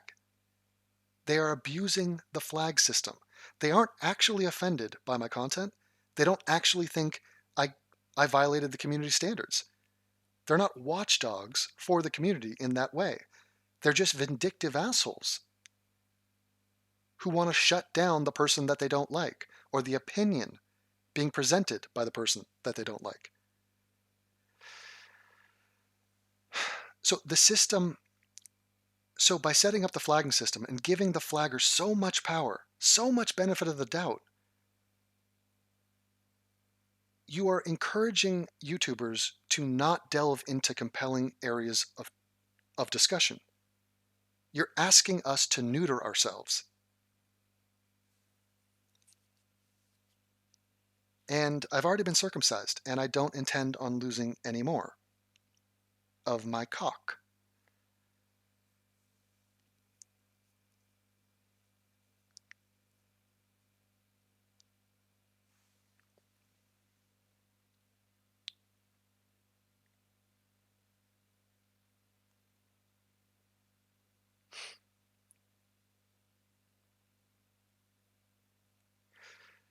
And so the thing is, from YouTube's perspective, they might see 10 flags on a video of mine. Who knows? And they think, geez, this guy's a problem. There's a lot of smoke over there. Meanwhile, my video has tens of thousands of people who watched it and love it and have no problem with it. But it's the squeaky wheel. And they will issue a strike on me. There is no trial. This is some Big Brother stuff. Like, I don't get to defend my video. It is decided before any of that.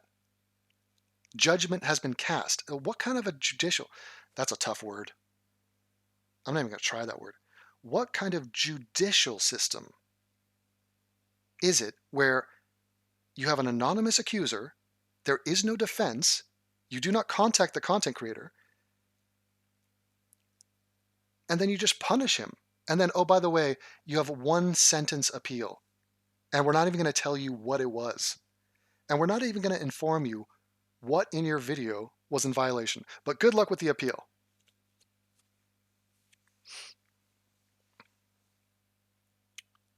And we all know the appeals work like 1% of the time. Now, I am suggesting that this is not a fair system. My suggestion, and here's how I think it could be better. For YouTube partners, for career YouTubers like myself, if we are flagged and YouTube finds us to be in violation, why can't they just know? I'm suggesting that they notify us and allow us a chance to defend ourselves and give our side of the story before we're sentenced and punished with a strike. Furthermore, that doesn't sound normal. Also, I think we should be given the option to remove the video in question voluntarily instead of getting a strike. So maybe they give us 48 hours. And they say, look, we found this video to be in violation. You have an option to remove it, and you will not be penalized. If you choose not to remove it and take some principled stance or whatever, you're going to get a strike. Now, most YouTubers will remove the video. Or, if we know which part was in violation, we could re-edit it. You know, because usually it's not going to be just beginning to end, this was totally hateful. No, it's going to be one little bit went across the line, and you could take it out. I mean, I do this with copyrighted content all the time. I'll post a video up, it'll say, oh, no, it's blocked. Why? Oh, because this song, you used a music video and they blocked it. And so what do? Well, I remove that song, I replace it with something else, and then I repost it.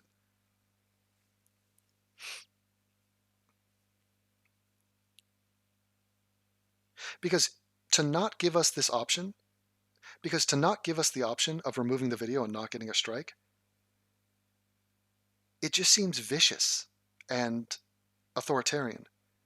It seems punitive. And it just comes across as disrespectful to the content creator, because you're making the assumption that we're violating your policies on purpose, when in actuality, we are not. We love YouTube, we want to abide by the rules, but we also want to be interesting and entertaining.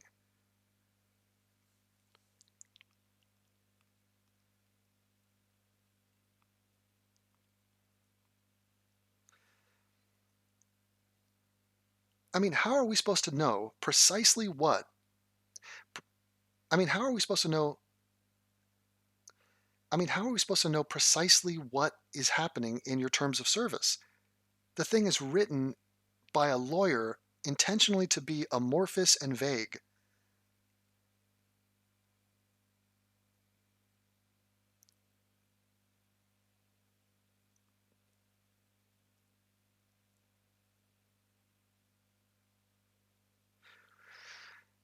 I mean, it also just doesn't even make any sense for us to want to violate and get strikes because it ruins our career. This is how we make money. We don't want to be on the, we do not want to be in the doghouse with YouTube. We want to play ball. But you have to work with us. You have to give us a chance.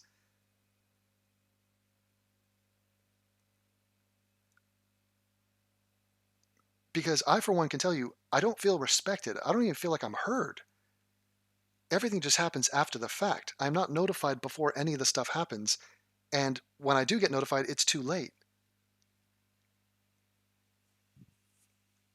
And so the message you're sending to us is don't do anything that is even close to the line.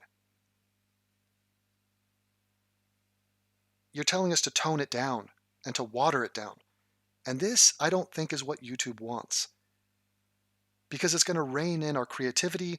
We're not going to take chances or risks.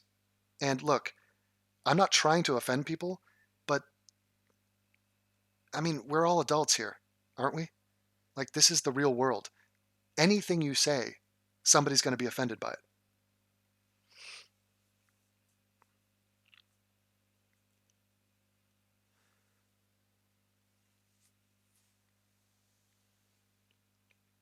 If you told us precisely when in our videos we violated the terms, if you gave us a brief description of why specifically what we said was in violation of the terms of service, instead of that vague copy and pasted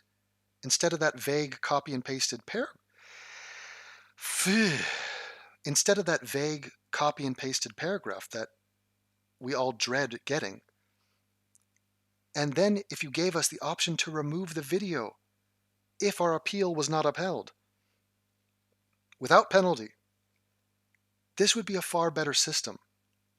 We would have learned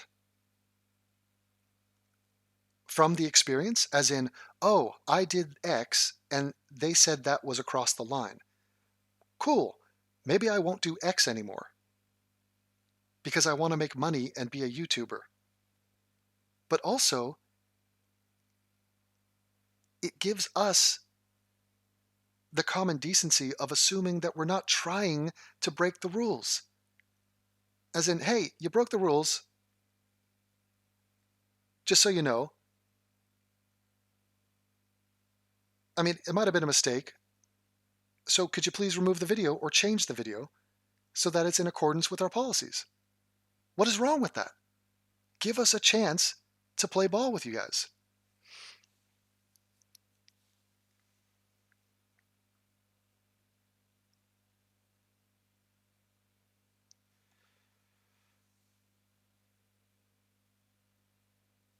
Because to penalize someone with a strike for violating community standards that they were not trying to violate is insane. When a robber robs a store, he knows what he's doing is illegal. There's no confusion. It's not a gray area situation. He knows he's in violation of the community standards. What YouTube does is the equivalent of arresting a guy for wearing a pink shirt on Thursday. Oh, you weren't aware that it's illegal to do that? Oh, well, too bad. Well, too bad. You're under arrest and we're sending you to jail. But I had no idea it was illegal. Wait, it's illegal to wear a pink shirt on Thursday? Is that a thing? Because if I had known that, I wouldn't have done that. No, it doesn't matter that you didn't know it was a crime. It also doesn't matter that you had no intention of committing a crime. Your intent doesn't matter. You have been found guilty, and now you are to be punished. So, for example, okay, so let me give you an example. I recently posted a video where I talked about Jesus. I wanted to put some footage of Jesus in the background. So I typed in Last Temptation of Christ and found some footage of Jesus. I didn't watch the footage. I watched about 2 seconds of it. I downloaded it. I put it in my video.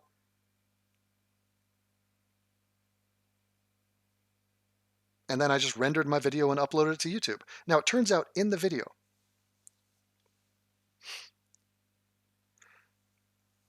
the camera pans back and it shows Jesus's ass. Okay, now this is an Academy Award nominated film. This is not Jesus porn. This is just a shot of a man's ass from afar. Tastefully done, by the way. Nice ass. I think he does squats. So not only did I not realize that there was a shot of the ass in the video, I also didn't realize that this was in violation of the terms of service, as there are many, many nude asses on YouTube. So it's a bit of a gray zone. Kind of fuzzy. YouTube, are asses okay or not? I mean, that would be helpful, because it's a little bit weird when I'm getting strikes for an ass when the video I took, when the video in question was one that I downloaded from YouTube, a video that had hundreds of thousands of views. So how is it that that video was not? So how is it that that video wasn't a strike? I download it, upload it to my channel, and I get a strike for it. Do you understand my frustration?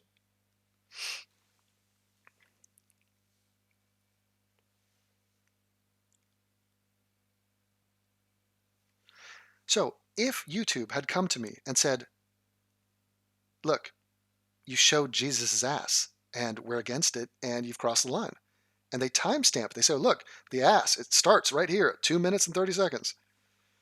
You can't have it in the video. So you got 48 hours to either remove this video or take out that ass, or else we're giving you a strike. What do you think I would do?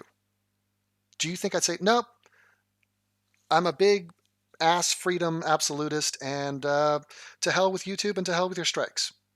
I'm keeping the ass in there. No, I would either cover it or I'd remove it. I don't care.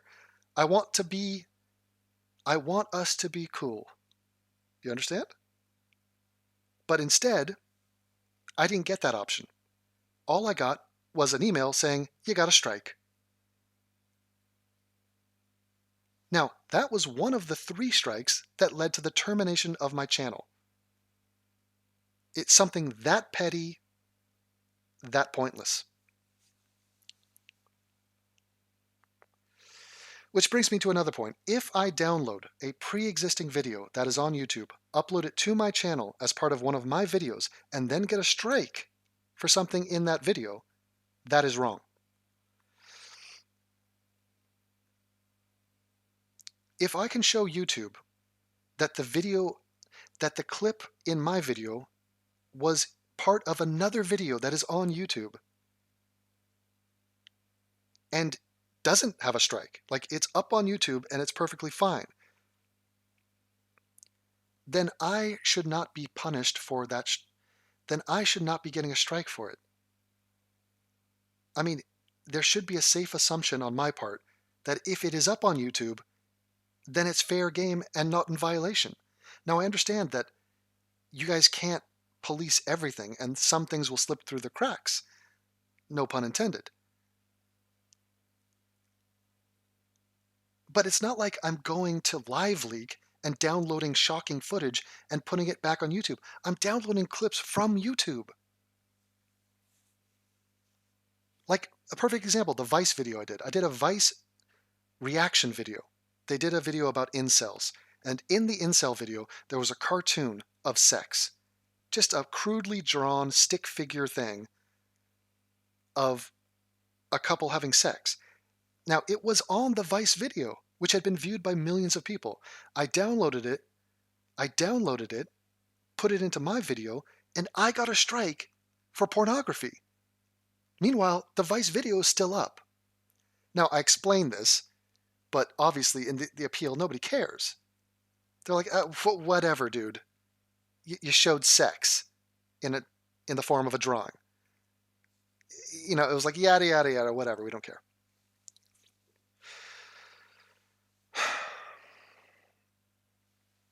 Next point, here's another thing I would request. A statute of limitations on videos to receive strikes. As in, currently, that doesn't exist. So what happens is, oftentimes I will get strikes for videos that I made a long time ago. Like we're talking years ago. And what this does is the following. It it disincentivizes me to make more videos, because the more videos I make, the greater chance there is for me to get strikes and be terminated. Now, that doesn't make any sense. There should be a rule in place where if the video's been up for, say, like a month, and then some random vindictive flagger is going through my archive and he finds it and flags it, it will simply be removed instead of the and let's say that the YouTube people find it to be in violation. The video will just be removed instead of me getting a strike. Because where is the union of content creators? What rights do we have? I could get a strike on a video that's 3 years old. There's nothing that says I can't. So I've been doing this for 5 years. You understand that this is just increasing my chances of getting more strikes. It works against me. This is not right.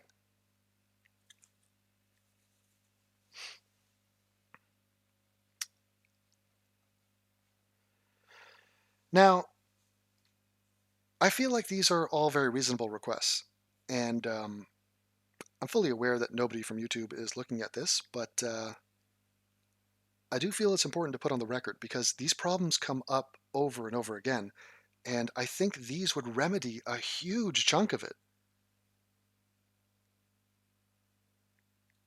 I mean, I've put some thought into this, and these are like on the top of my list of things. And these suggestions are, and I truly feel that these things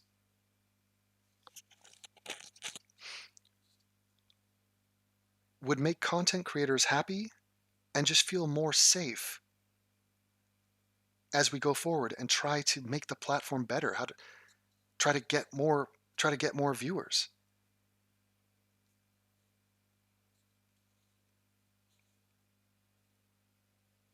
Anyway, this went on way longer than I thought, so I apologize.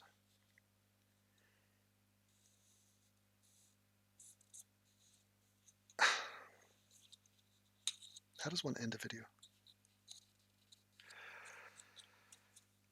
So please institute all these changes. I will expect an email at some point tomorrow saying you have done so.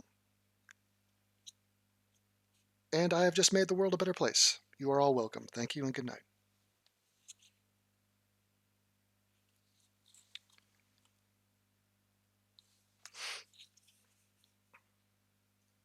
Okay.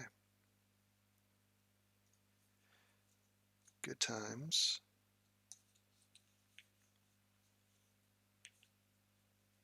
What? You have 3 seconds to attract attention. Go! Screaming a racial slur, mocking Chinese tourists, Red Dragon, Beijing. dropping his pants. I'll make you a homosexual. You drop that gun right now, USA. Georgia state lawmaker Jason Spencer did all that and more as he talked with a supposed 16 years ago, Charles Manson was sentenced to die in San Quentin's gas chamber for the Tate LaBianca murders. Within a year, Californians did away with capital punishment, so Manson's sentence was commuted to life in prison. Now there's a book, Manson in his own words, as told to Newell Emmons. Emmons is an ex-con who... Enough. All right. It's midnight. I'm going to call it. I'm always on the lookout for new songs. I don't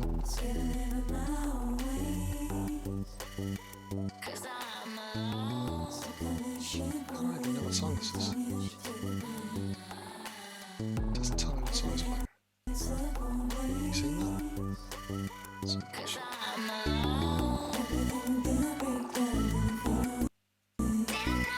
It's kind of bright.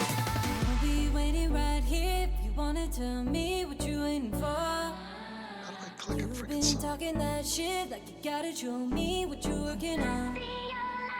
10 days since we last seen. Give me some Trap City. I'll just keep it right here. If you wanna come through, and let it go. I'll be waiting right here. There's so much shit on here. How am I supposed to even... Alright. Give me something. I don't even know what trap is, really.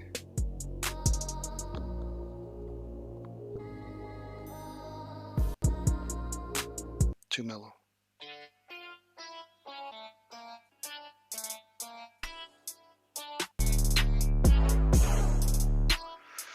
It's powerful.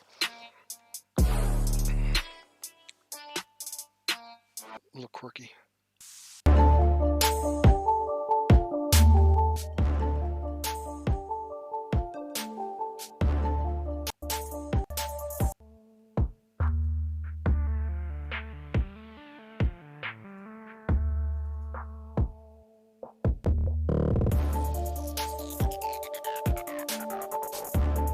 Oh my god. This one's called Revenge. Nice. Sounds like Dr. Dre. Damn. What's the difference between me and you?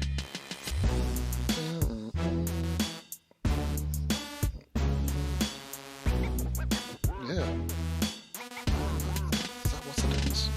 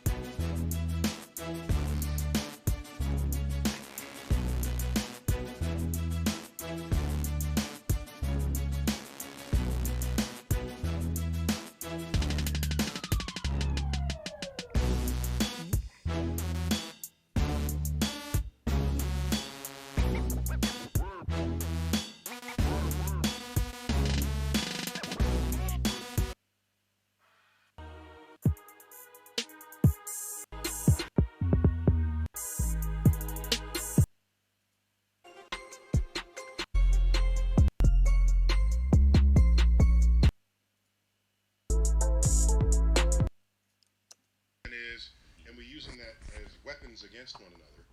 And like I said, another great deepity from the head agnostic in charge. Another great, but nice message, Mr. Tyson. Yeah, you know, we shouldn't divide by race and stuff like that. We're all just human. And he's a scientist, so that means something.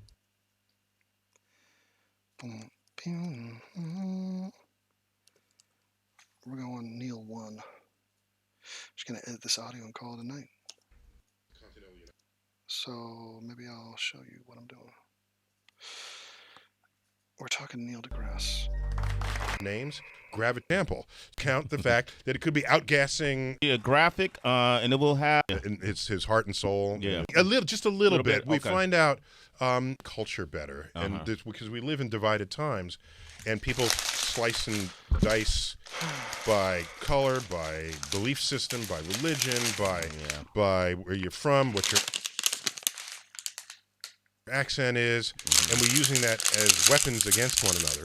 And like I said, we're all human. Yeah. There's a point I wanted to make earlier. Can I finish it let's out go back here? to Africa. I'm yeah, sorry. it's back to Africa. It's an important point because people forget it. How many people know that Africa is 5 times the size of the United States, of continental United States? 5 times larger.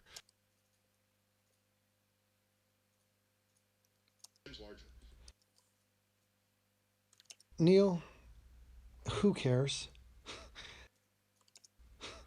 I mean, okay, so this is the part of the show. You got Sway. This is a popular XM radio show. It's Sway's universe. And who does he bring on? An astrophysicist, not just a regular one, a black one. Because it's a black show. They primarily deal with black things. And Neil deGrasse Tyson is like the black Carl Sagan, just nowhere near the physicist. And so now they're bragging about the land mass of Africa.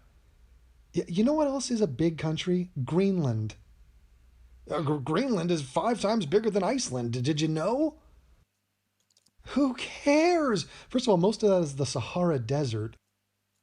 Next up, you got You also have disgusting jungles.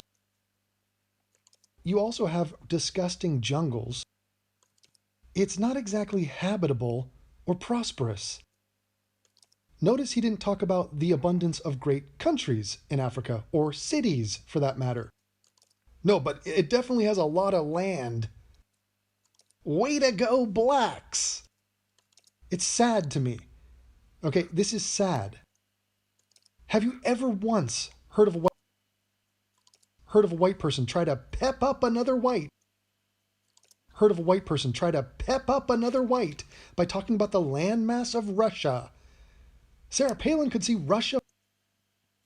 Sarah Palin about the land. Sarah Palin could see Russia from her porch. Isn't that great? Haven't we achieved so much?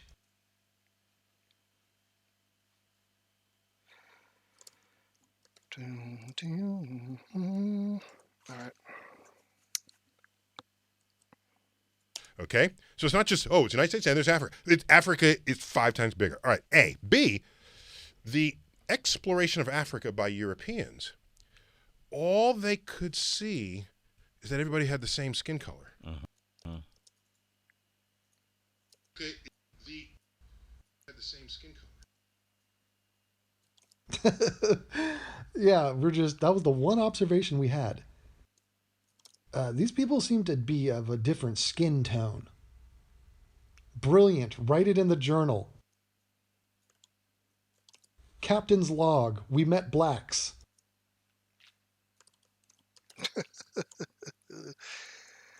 I make some Star Trek references myself. I don't care. So when they divided up the world by races, they just say Black African, and that became by races. What? We divided up the world? Are you kidding me? What have you ever done to better this planet? Wait a minute. We divided it up? It was the colonizers. So they noticed a difference, not just in skin color. They couldn't communicate. There were different languages. You break out a mirror and they treat you like a god. They treat you like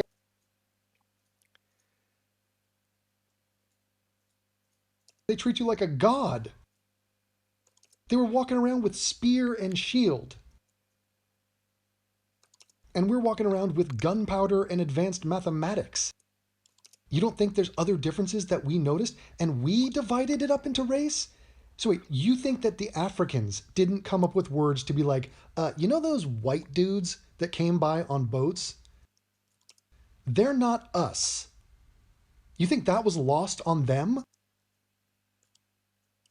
I mean, what kind of a victim complex is this? That to note the obvious differences between groups of people is the byproduct of one of the groups. No. I am so very sorry. They just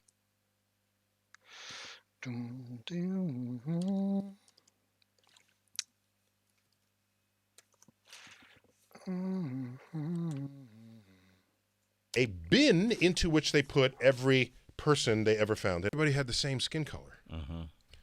So when they divided up the world by races, they just say Black African, and that became a bin into which they put every person they ever found in Africa.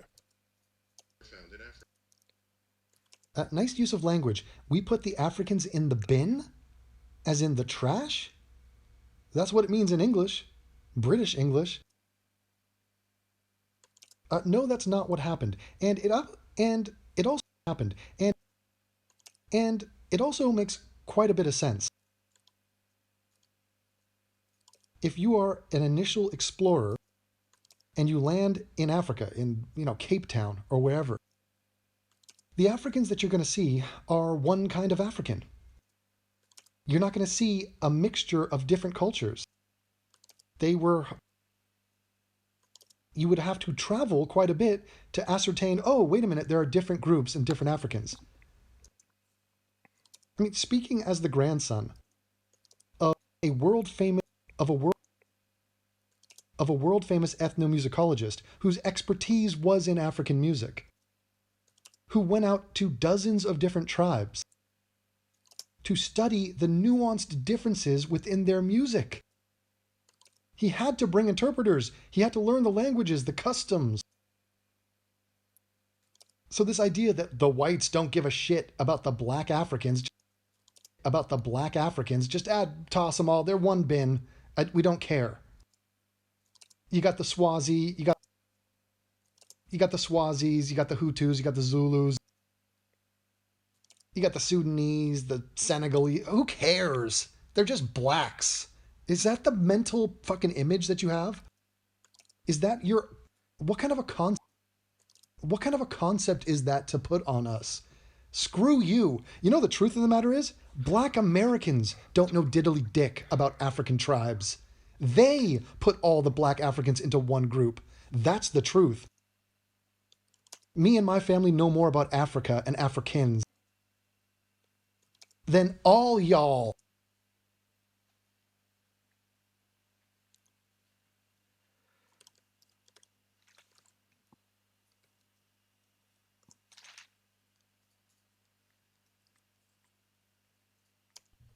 Because they saw skin color. Yeah. They weren't seeing anything else, though. Really, Neil? That's a big brain move you just pulled there. You know what the white colonizers were up to? Wow, how did you get inside their brain? I mean, I read Christopher Columbus's diary. That was interesting. But of course, that's a different group. I mean, you could... But of course, that's a different situation. But that's a different situation. But you know how they... But you,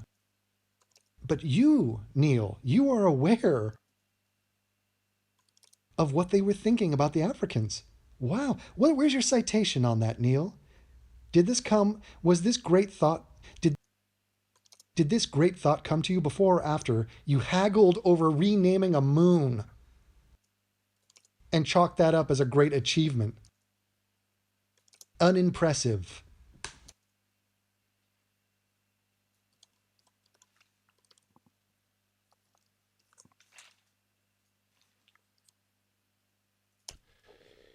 Other elements of genetic diversity, of genetic expression. If all you see is skin color, you'll miss things like height or intelligence. Huh? Huh? What are you talking about? Well, so, okay. We're extrapolating on the straw man. We are white. We only see the skin color. We don't see the difference in height. Well, the guys who recruit for the NBA, they seem to notice the height. Yeah. The guys who recruit for the NFL, they seem to notice the intelligence because they test everyone and they don't want to hire morons. But what is the relevance of this? So if I were to go to some Captain Cook type dude and be like, hey, what do you think? What are your thoughts on the black people you discovered in Africa? Were there different kinds of... No, there were no different. It was just one. It was just black Africans. I chucked them in a bin. Okay, but were they... But, okay, but did they... Okay, but... Okay, but... Okay. Okay, but did they have differences? Were there taller ones, shorter? I don't know. I think they were all the same height. Does it matter? Does it matter? I don't look at them long. I look at them as long as I need to. Just fleeting glances. Okay? It's like the sun.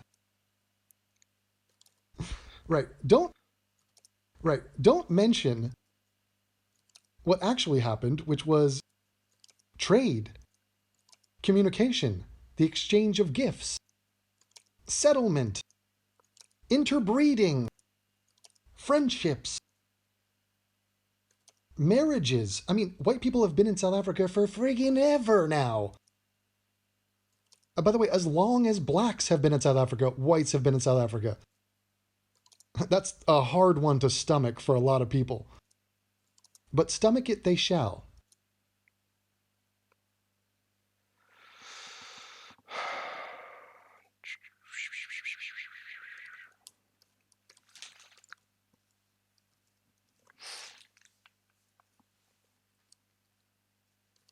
Oh God, here it comes, guys. Stay tuned. Neil's taking us down a little intellectual lane. Or motivation. Other things that could be encoded within a person, within a group. So now watch. All evidence shows that... Oh, he's so proud of where he's taking this. Go, Neil, go.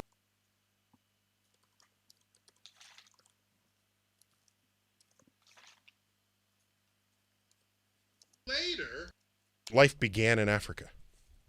And later left Africa to go into Europe and cross Asia, the land bridge into North America and South America. But all began in Africa. Asia, all began. And the Nintendo 1 was the first console for Nintendo. But then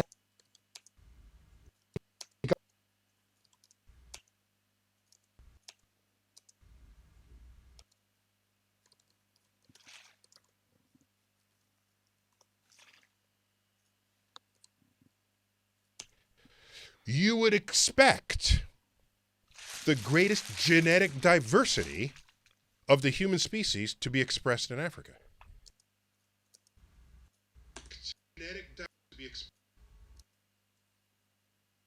why? Why is that the case?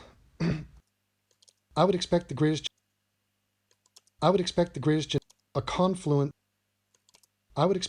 genetic diversity to come with a group of people that intermixed with other groups of people. Like the Homo sapiens with the Neanderthals in Europe.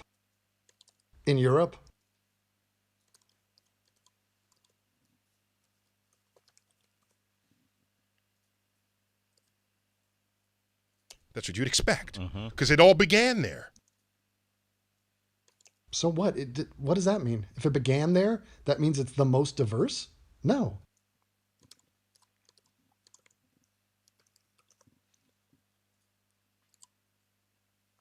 Okay? So what do I mean by genetic diversity? Is it skin color? Because that's what everyone thinks about when they... No, forget skin color. Forget it. Oh. Forget it. Oh, Neil, Neil, there's more to life than skin color? Really?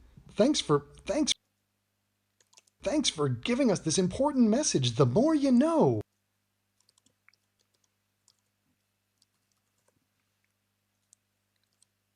I'm talking about other features you can measure about people. So, if you have the greatest genetic diversity, where would you find the tallest person in the world? It'd be in Africa. You got the what? If you're the tallest... is the tallest man in medical... The tallest man in medical history for whom there is irrefutable evidence is Robert Pershing Wadlow. Well, unless Mr. Wadlow was a slave to the Wadlow plantation, that name doesn't sound African. 8'11", that dude was packing pipe. But Neil, don't let a 2-second Google search stop you. You're on a roll.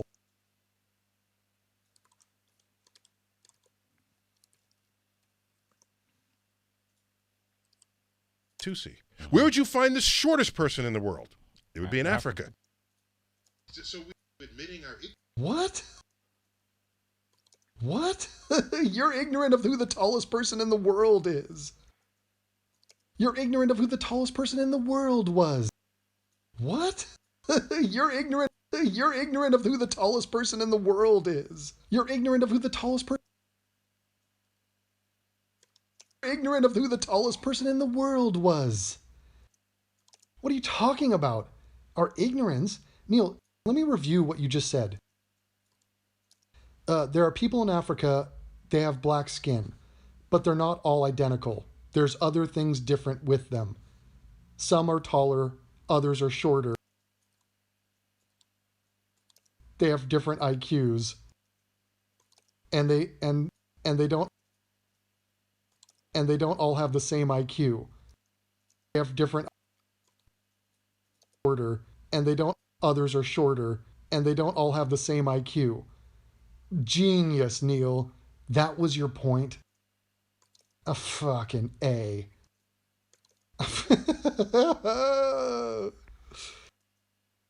Neil, you suck.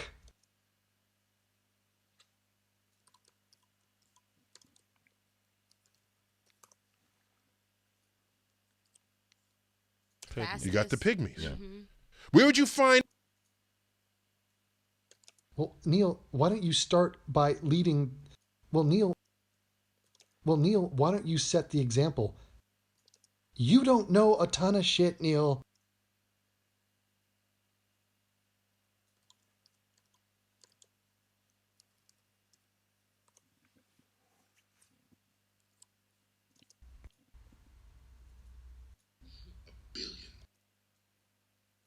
Oh my God, here comes another breaking news story.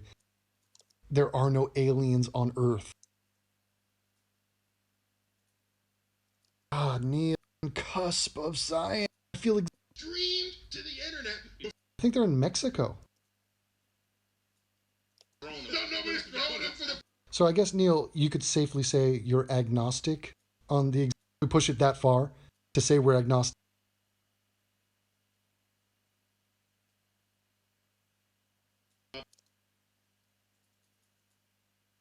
Later. Here we go. Shortest. Here we go. Here we go. Shortest man in the world, dude from Nepal, was the size of my dick. Dude from India, dude from Philippines, Hungary, Nepal, Taiwan, Colombia, China. Not a single one from Africa. I mean, they're trying to be braggadocious about having the shortest people. And they don't. It's Jesus. God. Shortest women, the Netherlands, Mexico, India, South Africa. Whoa. Wow. And she was white.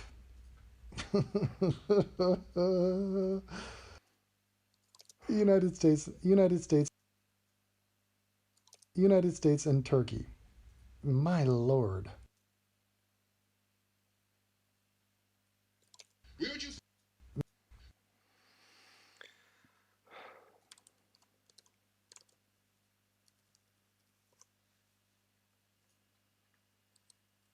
Fastest... Jamaica. The fastest person in the world. You find him in Africa. Jamaica. No.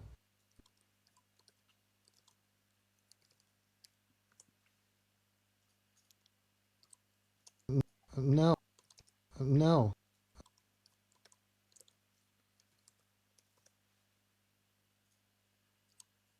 We're getting him off the west coast of Africa. Yeah. Where would you find the fastest at long distance? Okay, great. Fast twitch muscle fiber. Incredible. Isn't that incredible? Incredible. Isn't that what the Romans used to build the Roman Empire? Oh, no? There was something else?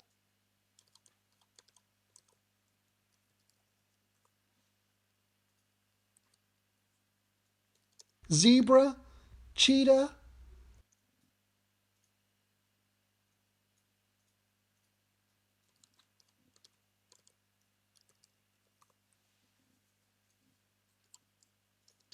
With stamina. You'd find it in Africa. With stamina. You'd find it in Africa. It's a different part of Africa. Yeah. Mm-hmm. You get that from Kenya, which is on the East Coast. Yeah. You get the... Great. Great. Great. Great. They're the fastest and great. They're the fastest. Great. Great. They're the fastest and incredible. Kenya has good long distance runners. Wow. When you look at it that way, it's really uplifting.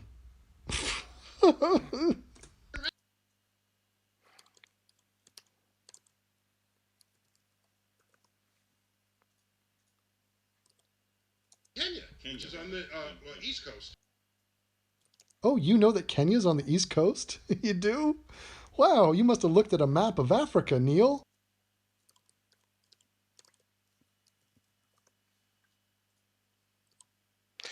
Slowest person in the world. Sprinters on the West Coast, okay? If you wanted to find the slowest person in the world, it would be in Africa, but... What kind of a stupid thing is that to say? If you want to find the slowest person in the world, they're in Africa? No. Guaranteed to not be. We got some fatsos in America that are slow as shit. That was such a wasted time. We got some shit.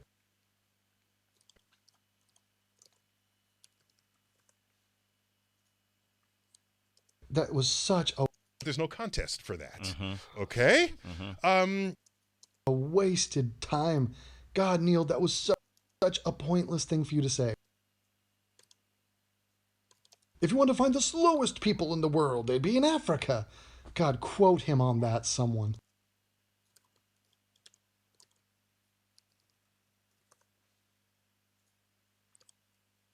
If you wanted to find the dumbest person in the world, however you want to measure it, it'd be in Africa. What? However you want to measure it, it'd be in Africa. Well, Neil, first of all, it would probably be in... Neil, first of all, it would probably be in Australia, but not exactly... It's not exactly what Sway's audience was hoping to hear. The dumbest person is the dumbest person in the world is from Africa. Oh man.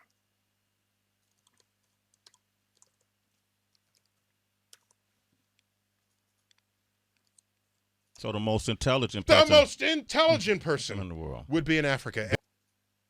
The most intelligent person in the world would be in Africa. Whoa. Excuse me. Point of order. Y'all. Hold on. Ayo. Neil. Look at my face. I'm going to end.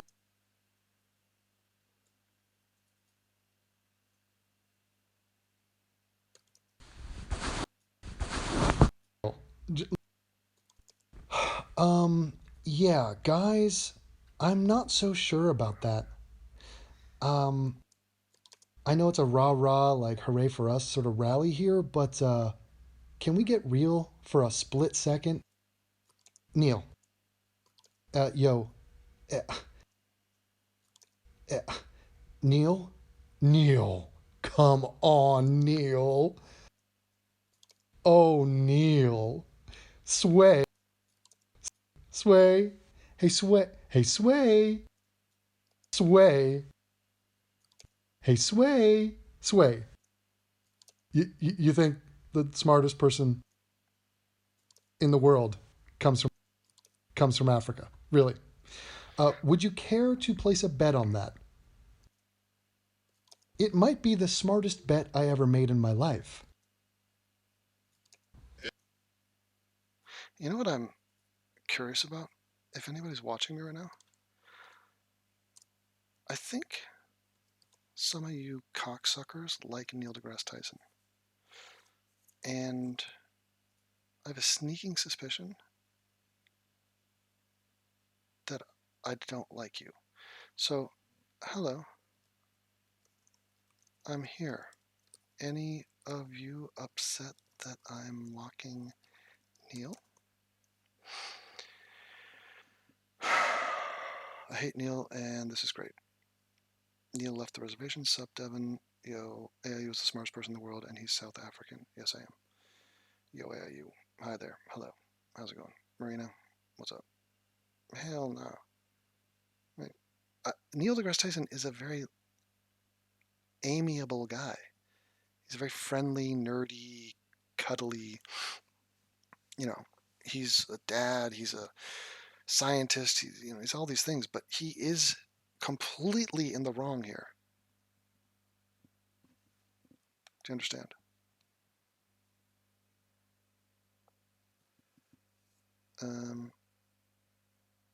I just received $15 from a dude. That's intense. PayPal.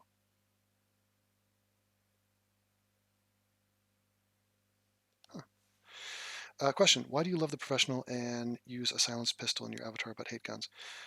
Well, I hate guns, but I play Call of Duty. I mean, I hate guns, but I play Counter-Strike. There's a difference between a cartoon illustration of a gun and me actually liking physical weapons that are intended to kill people. I mean, I watch rape videos, but doesn't mean I want to rape someone. I'm just kidding. I don't do that. But yeah. Why is The Professional my favorite film? It's a great film. Great film. It caught me at a particular point in my life. I saw it by myself, and it's just a really incredible piece of art. Acting, directing, music, cinematography.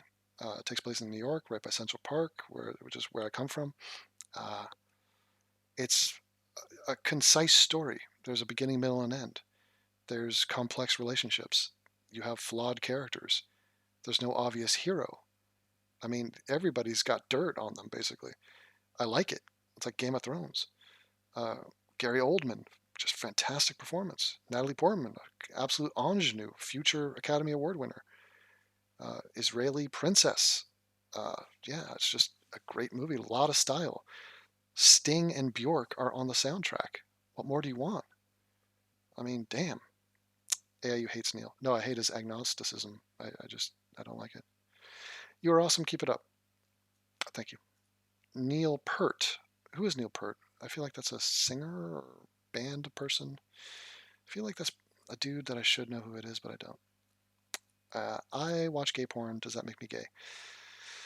Not necessarily, but I mean, when you think about it, straight porn is you watching a dude and his dick. So it's all kind of gay, unless you're just watching straight lesbians. You know? Paul O'Neill. Okay, Gary Oldman. Exactly. Bjork. Nice. The umlaut. Look at that dude. Whipping out the umlaut. Must be German. Leon is good. Yeah, don't watch the extended cut. It's not as good, and it's way more pervy. Like, I would not like The Professional if they kept in all the deleted scenes. It's an inferior movie, and it gets super weird. Luc Besson is a weird dude. Like, he had to ratchet down his pedophilia. And the final cut that made it to America is nothing like how the director actually intended it.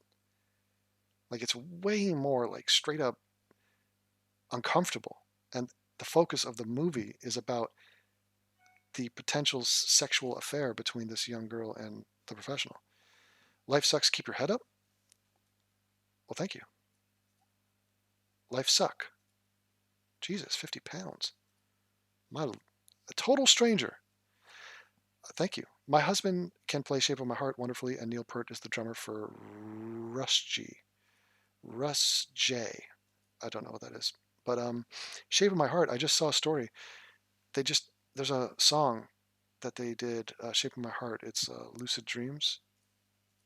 Lucid Dreams, Shape of My Heart. And this song's a huge hit. And yeah, apparently Sting is getting 85% of the profits. Look at this. Well, he should. I mean, this is Shape of My Heart by Sting that a guy just put a drum beat and rapped over. And look, I mean, somebody did a video and just shows you Natalie Portman. There it is. It's beautiful. The Innocents. She is part of an abusive family. Her dad's a drug dealer. This total stranger offers her some kindness, tells her, she has nobody to talk to. She gets beaten on. She's looking for something in her life. She misinterprets his kindness as a romantic gesture, like she latches on. I mean, she's the classic case of she's going to have daddy issues. She's going to seek the approval of older men. She's going to seek safety, a sanctuary from her chaotic childhood. So she is misguided in going after Leon, who's basically autistic, and he's a fucking hitman. You know, he's and there's a major age gap. I mean, it's just not meant to be. But they still have a bond and a friendship, and they do care about each other. So it asks that interesting question. I know a lot of people get caught up in the sensationalism of sexual whatever. There is no sexual anything between these two, at least in the final cut, you know, the edited version. And that's not how I interpreted it anyway. I mean, yes, she has a crush on the guy, but he in no way has a sexual thing for her. It's never, you know, he didn't play it like that at all. I think a lot of people just get weirded out just seeing a girl. So you see this young, pretty girl, and you're like, oh, should we fuck her? Like it goes in, everybody's like, oh, Jesus, it's awkward. It's this pretty girl, but she's super young. What are we to do? Okay, just deal with it. Like, nothing's going to happen. Just chill out. What the fuck?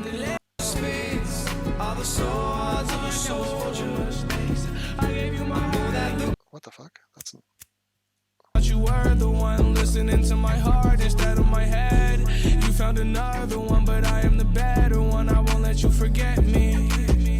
I still see 250 million views. 250 million. Yeah.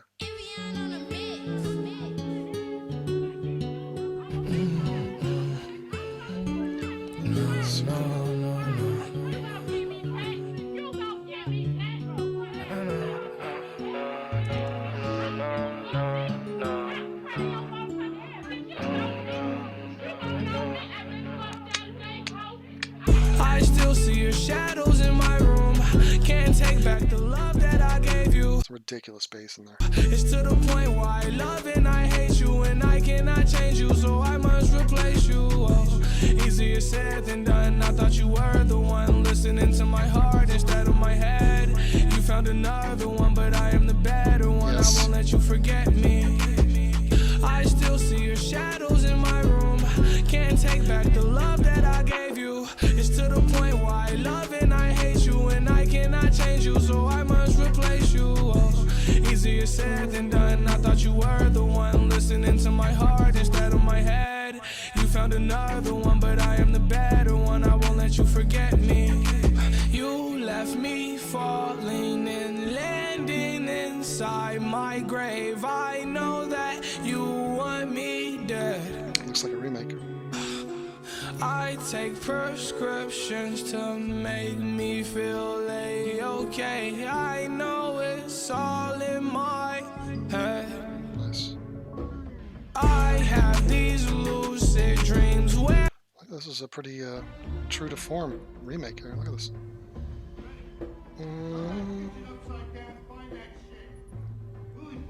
Look what you did. It's so fun. Killed a 4-year-old kid. Nice act. The toothpick's a bit much. Well, I guess he did have a toothpick. Now, can she pull tears is the question.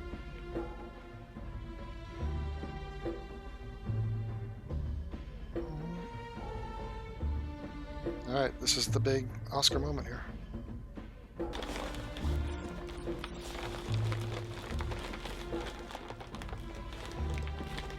Just open the door.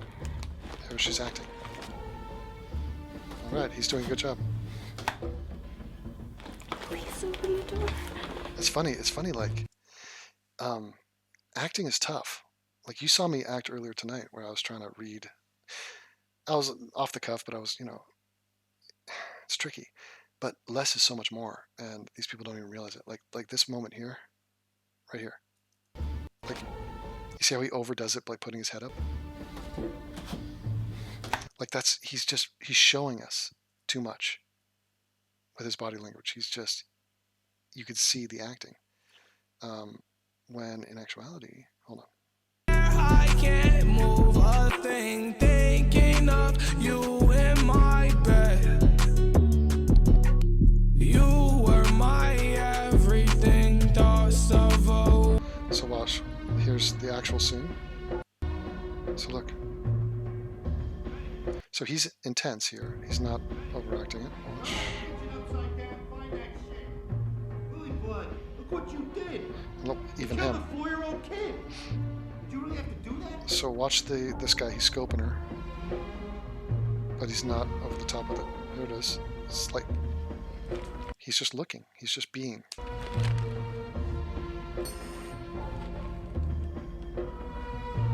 Letterboxed. Okay. Now watch. They're gonna cut to him. Now look.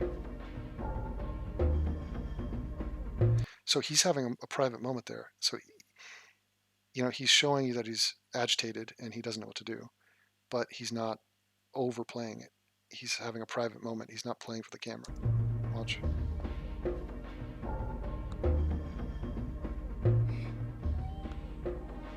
Let's watch this. Look, almost nothing. Almost nothing on that dude's face. I love it. Perfect. Just dead staring at. The casting's way better on that guy than this guy, but you can see this guy's. Please open the door. See, I also blame the camera crew. Like, why are we up on his face like that? And he's working the toothpick and stuff. He could have just played it very subtle and just looked at her. Just look at her. You don't have to brood at her. Just, why would you brood? You're confused. You're trying to think, should I be worried about this girl? Is she... Please open the door. And she's not really believing this. There's no way she's going to start crying. Yeah, you don't sense that. I mean, that's why Natalie Portman is Natalie Portman. Watch. Please. She was like 12.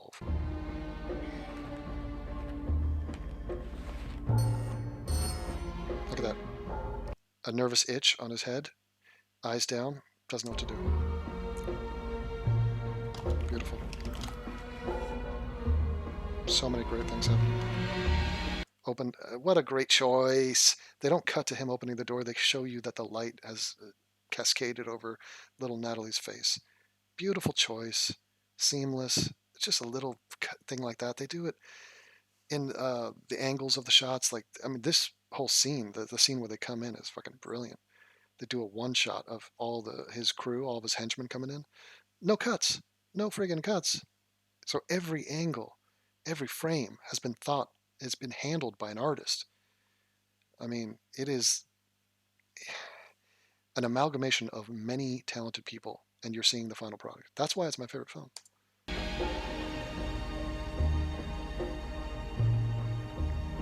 Watch him look up, glance up, very subtle glance, very subtle. Okay, and then you see he's back to normal. That's beautiful. Let's see how they handle it. That's better. That's better. Oh, there's the itch. He's a true fan. Okay. That gun is not. Oh, the light. Of course, they should flip it because this guy was supposed to be on the left, and they could have easily flipped the whole frame. Right, so she didn't do as good of a job as I would have liked, and I have notes, but I will save it. I will listen to our... No, I won't. We will listen to nothing.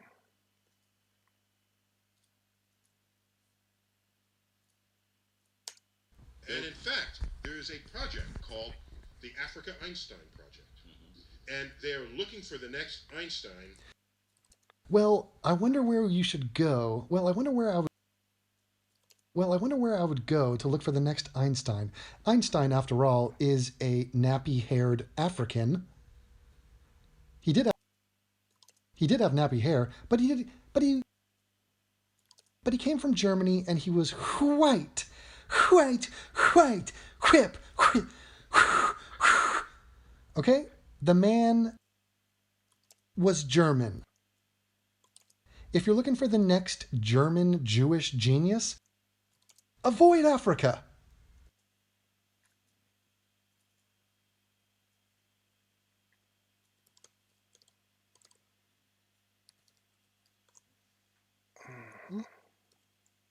World. Huh?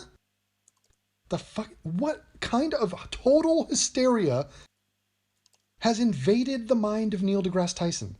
And in fact, there is a project called the Africa Einstein Project. And they're looking for the next Einstein in Africa. Wow. Because that's where you're going to find the smartest person there ever was in the world. The smartest man in the world is going to come from Africa. What? It's to the point, people, where it's just goddamn embarrassing. Now, if you want to motivate yourself, boost yourself up, pat yourself on the back and say, hey guys, we can do stuff. We have value, be my guest. But don't lie. Don't bullshit us. Don't bullshit. There is not a flying fucking chance in hell that the smartest man alive comes from Africa. Unless he's a Tracy from South Africa. Speaking of which, I'm about to talk to my father about a variety of things. I invite you to join. I invite you to listen.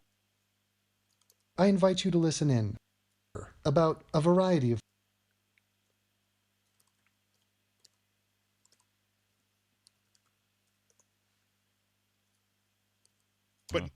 But historically, Europeans are not thinking that Africa is going to have smart people because that's not how they were represented ever. What the hell? What the hell? Give me a break, Neil. When there are Africans that produce smart stuff and prove themselves and show themselves to be smart, they are instantly seen as that. Instantly. Nelson Mandela, he was smart. Had many admirable qualities. Barack Obama, he's a black, half, raised white, and, whatever. Smart guy. But yeah, it was the media. The whole time the media. The IQ results are not true, people. It's just the way people are portrayed. It's the evil white man's narrative. Yeah. Keep blaming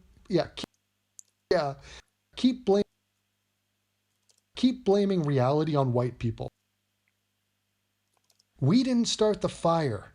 It was always burning since the world's been turning.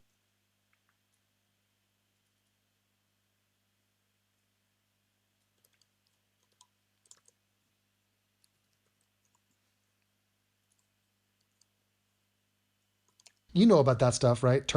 Yeah. Okay. Turning. Kenya's in the east of Africa, right?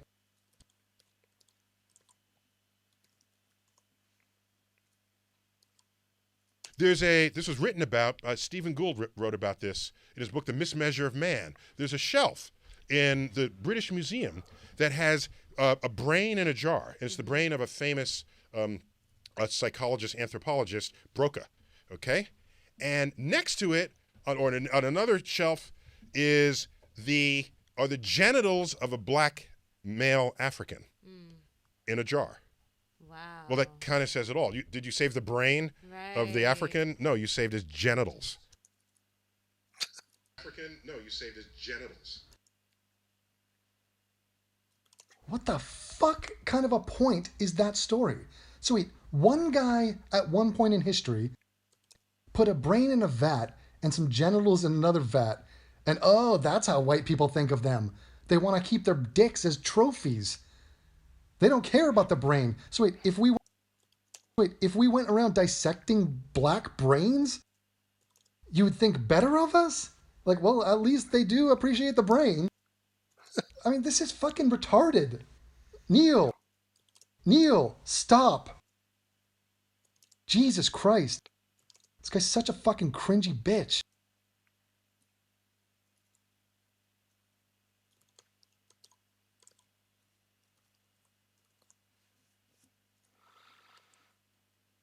Did you save the genitals of Broca? No, you saved his brain. Bias. Oh. So the inherent bias. Oh, the bias. Oh, the inherent. Didn't want to go with racism. It's just bias. You know, Neil, why didn't we have a white cock in a vat? Are they saying they don't appreciate the male phallus? The white male saying they don't appreciate the male. Don't appreciate the white male phallus? I mean, God, appreciate male phallus? I mean, God, what bias?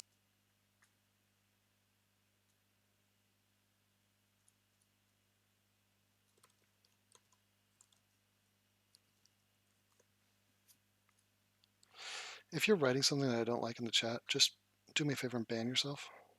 That shaped how this world now sees itself is tragic.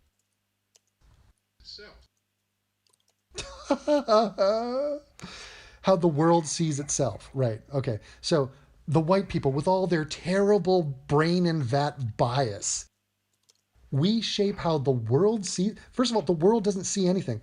What he's trying to say is how everyone sees themselves. So he's stripping black people of agency. Black people don't think of themselves as smart. Why? Because a guy took a because a guy took a guy a few hundred years ago put a black dick in a vat, and that shaped us, and that shaped the way blacks view themselves. The whole thing is internalized narrative from the racist evil whites.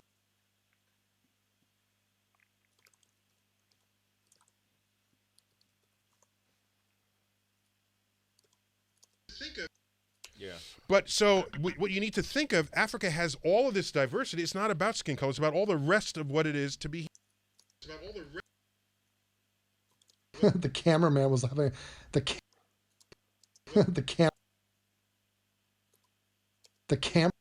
cameraman was having a conniption.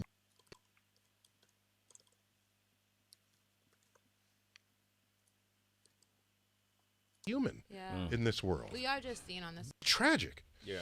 But so what you need to think of, Africa has all of this diversity. It's not about skin color. It's about all the rest of what it is to be human. Yeah, we're back to human. So, he starts the whole thing, we're so divided. People are weaponizing race and whatnot. Really, we're all just human. And then just a tirade about Africans and blacks and Africa. And fuck whites and their racism or their bias. And then he comes back to, in the end, we're all just human. Yeah, nice bow tie you just put on that one.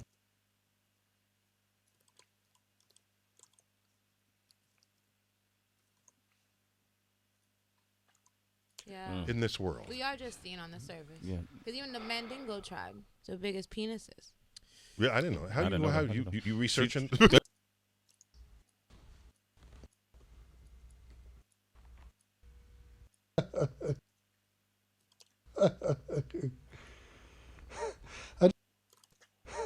I just looked up biggest penis in the world. This has got to be a troll, but it's a worthwhile troll. Jonah Falcon, born in 1970, American actor, television presenter. He came to national attention in 1999 over the size of his penis, reported to be the largest on record of 13.5 inches long when erect. However, Falcon has not authorized or permitted independent verification of this figure. Well, that smells a little bit shady, but well done, you made it to Wikipedia. Anyway, that was effing ridiculous, and now let's talk to my dad.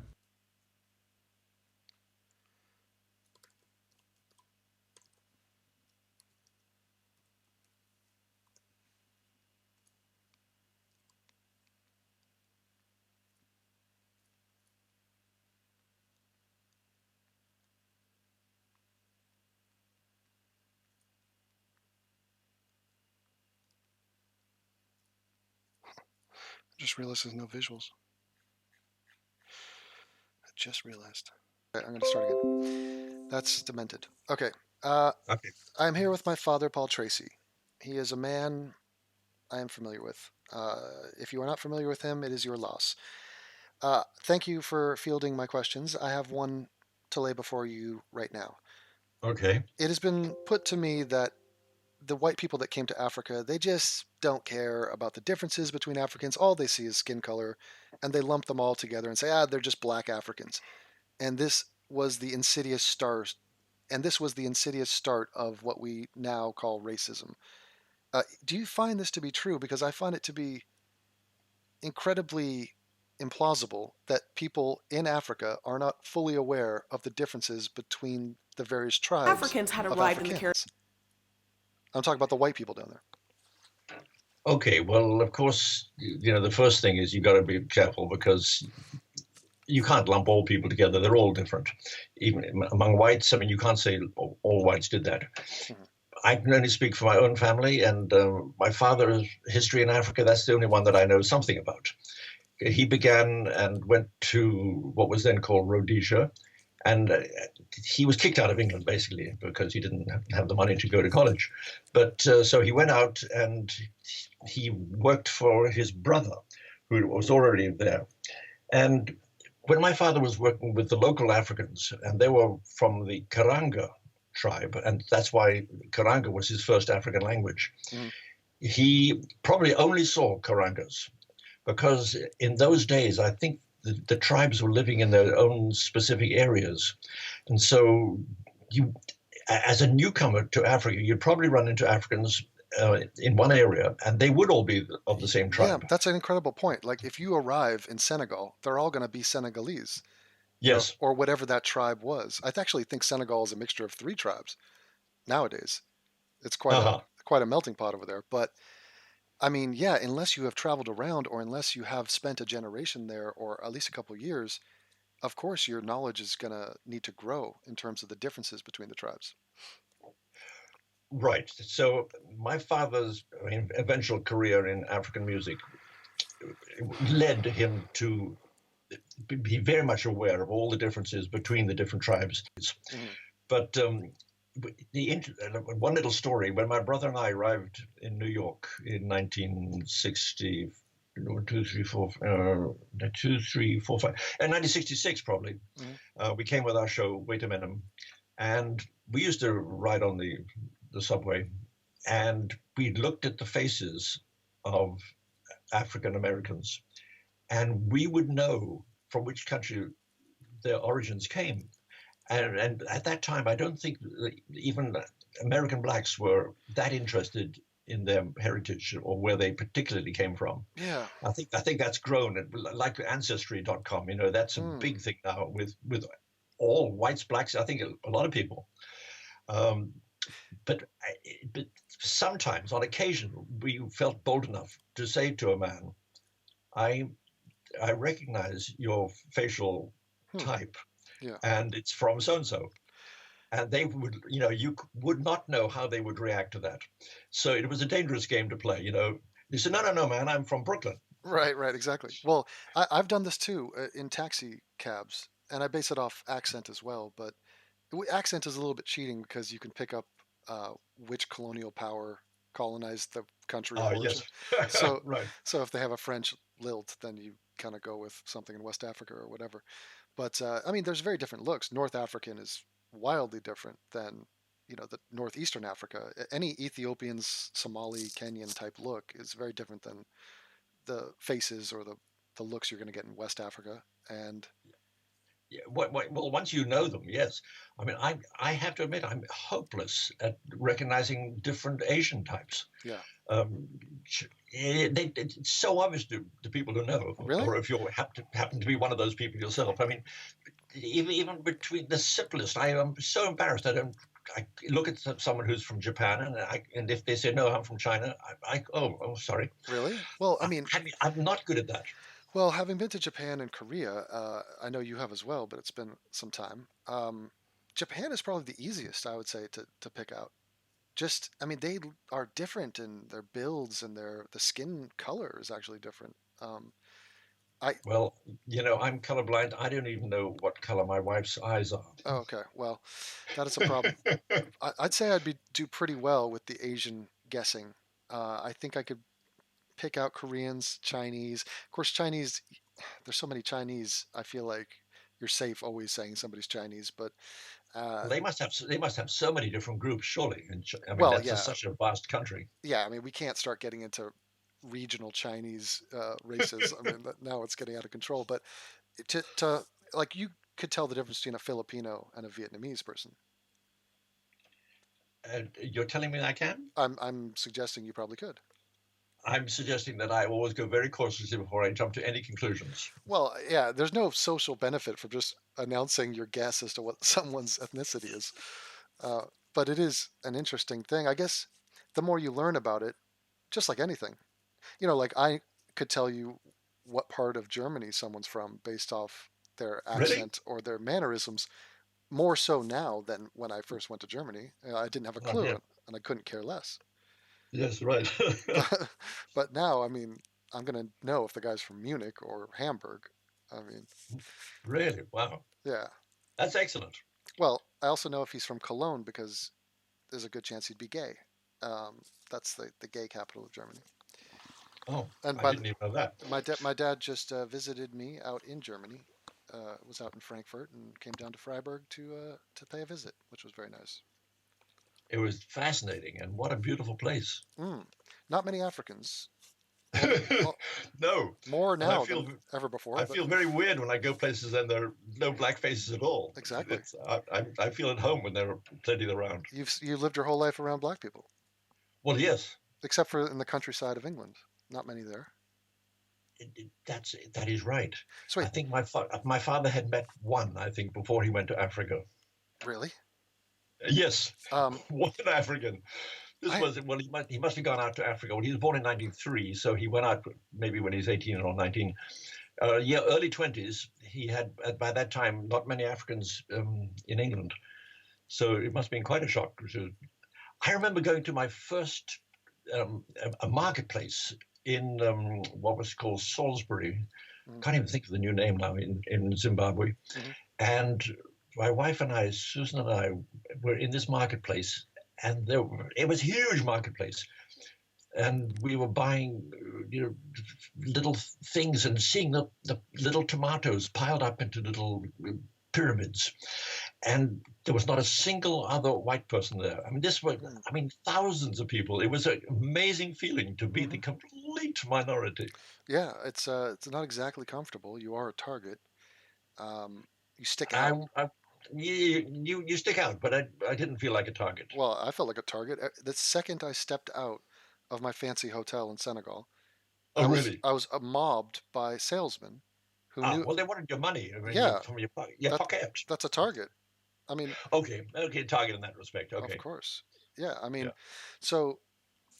Yeah, last time I was in Galway Bay, I had a taxi driver who was from Nigeria, and he was he was happy as a clam to be out there. Right now, how was his Irish accent? He kept his original, which is English. I mean, they sort of have an English. Right. Right now, I'm out in Bristol, which is our ancestral stomping ground, and we're very close to where you were educated. Yes. I went to school just 20 miles from Bristol. What was the name of the region, the city? No city at all. I mean, this was a complete country there. The Cotswolds is the little hills of the Cotswolds. Just beautiful scenery. I mean, a gorgeous place. And I was lucky enough to be in this school, which was a private house converted. And I mean, it's a private house that could house, I think there were 80 boys in the school. So you can see what size house it was. It was all boys' school?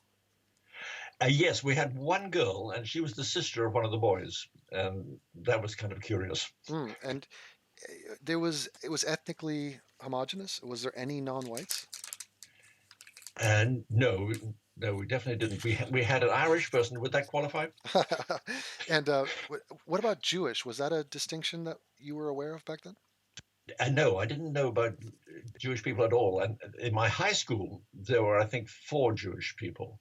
And they didn't have to go to the chapel like we had to go every day. and twice on Sundays. They went into a room somewhere in the school and did curious things. We tried to guess what they did. We never really found out. Right. Well, yeah, that's a dangerous guessing game. So you were indoctrinated, like very much so, by the English government, but it didn't set. It didn't hold. Well, I don't know about indoctrination. You know, these days there's so much anti-Semitism that that never occurred to me. I never found out about that. No, but I'm saying you were told to be a Christian. Oh yeah, for sure. Well, I was raised that way, but the particular priests we had, representing the Church of England at my school was so pathetic that I sort of gave up on the idea completely. But isn't it amazing that children are not given an option, that there's another choice? It was Christianity or nothing. It wasn't, or I guess you could be Jewish, but then they it wasn't Christianity or nothing. It was Christianity. I mean, you were just sort of, if you didn't get confirmed in the church and all this sort of stuff, I mean, they would look at you really funny. I mean, what's the matter with you? It's the antithesis of a secular society. What would you call that? Just authoritarianism? I mean, it seems so antiquated to just tell children what's what like that. Well, yes, but with Susan, my wife, she had a non sort of religious family. But then she had a babysitter who was very religious, and so she joined the local church just on her own. I mean, as a real youngster. Well, I think we've come a long way. She wasn't, but she joined a church which said, "Don't believe it unless it's true for you." Oh, great! Now, I never heard anything like that growing up. Well, I think the most terrible thing about that is the concept of "true for you" being passed off as some legitimate practice, as a theory, something could be true for you. What does that even mean? I mean, basically it sidesteps the entire question of, is this thing true at all? Okay. Which seems like a kind of a big question. I mean, if I said to you, I mean, whatever, the Jews are evil monsters, and you say, what? Why would you think that? Oh, well, it's true for me. That's my truth. Yes, I see what you mean. Yeah, well, right. At a court case, I mean, O.J. Simpson said, I didn't do it, and that was his truth. Well, what does that mean? Exactly. Yeah, that we're talking about two different things there. No question. So then, when was the first time you saw an African? Well, I was born in South Africa. Okay, so that your doctor, not your doctor, he was probably white. I was born at home, and so I don't know who was the. Okay. What's it called? It's not called the milkmaid. It's the person who comes to help you get born. Well, what's the midwife? The midwife is always midwife. That's it. Yeah, midwife. But that's been a weird term for me because why do they have the word wife in there? It has nothing to do with a wife. No, but she works with the wife. I mean, yeah, okay. Midwife sounds like it's some fluffer or some girl in your harem that is part of a threesome with you and your wife. It's like, what is midwife? All right, this is from an alternate dictionary. Yeah. Okay, so anyway, my first African was my nanny. Mm-hmm. I guess left over from my brother. He was only 3, so she was probably employed. Was that the nanny featured in the BBC documentary? Was she in that? There was a black woman. No, this is which documentary? 1960. Yeah, the one you're 18 years old and. No. Because I'm talking about 1939 now. Oh, okay. And so the only story I know about her was that she was so fat. Oh, how fat was she? Thank you, Johnny Carson. No, the thing, I mean, and before I go further with the fat business, you've got to remember that fat in Africa is beautiful. Oh, like cherubic. I mean, like the Renaissance women. Well, yes, but it's because of this very obvious reason that if you're fat, that means you eat a lot, and if you eat a lot, that means you have a lot of money. Mm-hmm.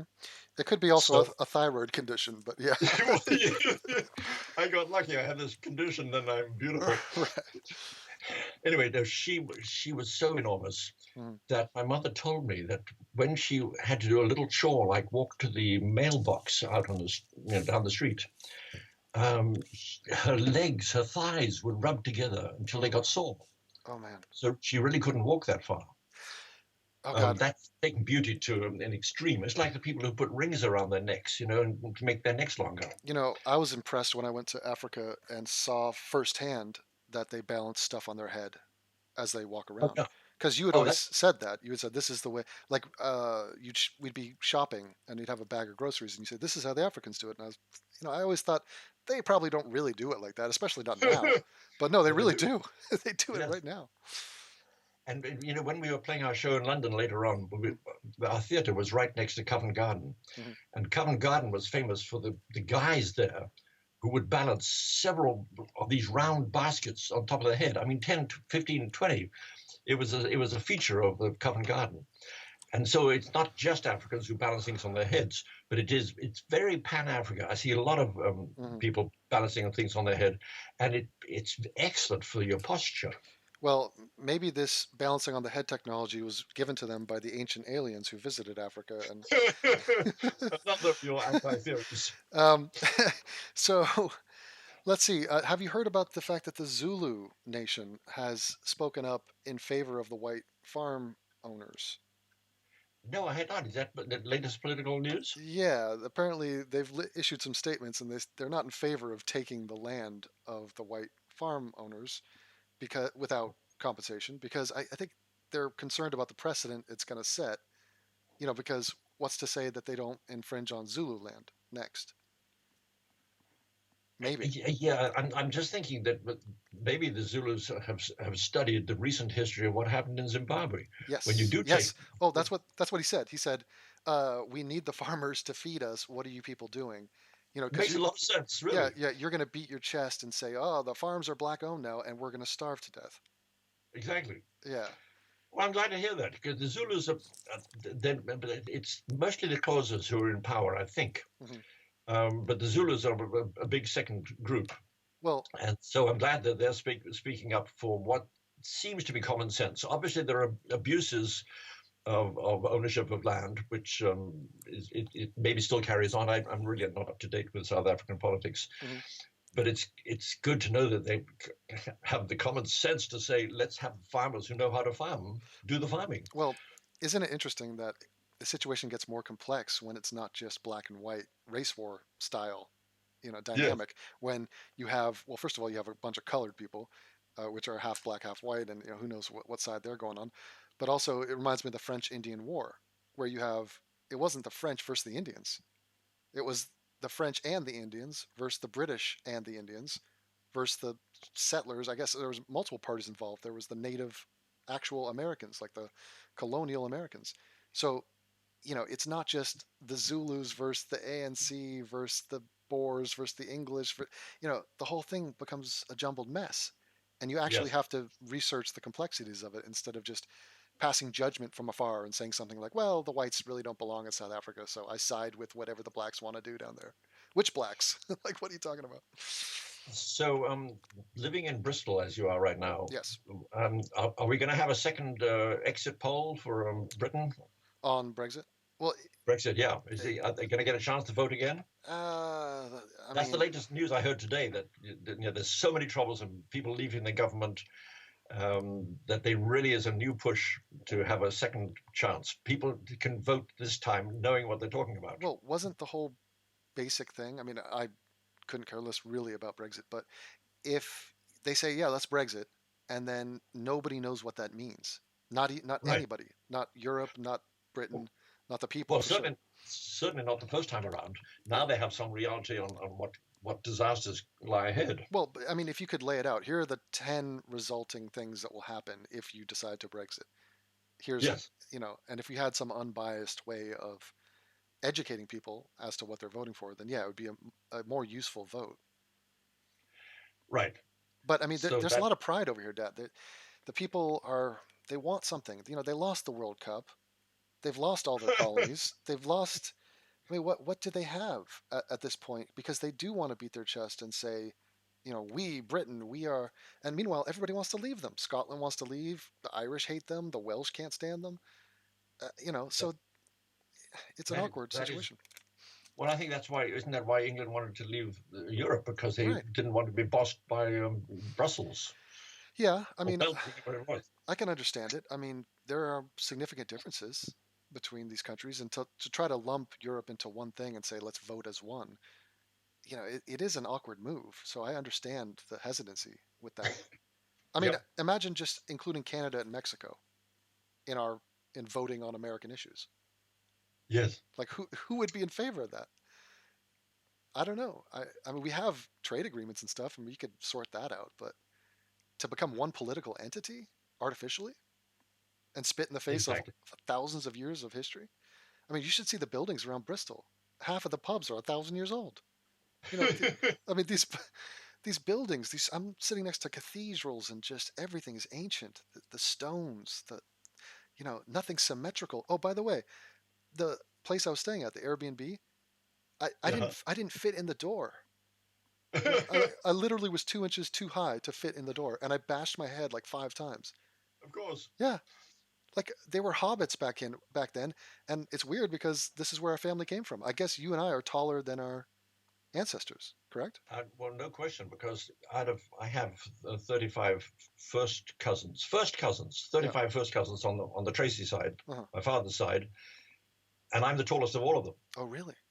I don't know what they fed me, why I should have been the tallest. My dad was one of the taller brothers. I'm not sure if he was the tallest. Right. He was 6'1". Okay. So you're Definitely people are growing. Because I used to go as a child, as a 17-year-old in England, I used to go into a shoe shop looking for shoes. And I said, do you have anything in an 11? And they would laugh at me. I said, no, you're a monster, go away. Right. They drive you out with pitchforks and flames. But the other end of that story is that when I came to the States, I thought, I saw these stores for the large and tall.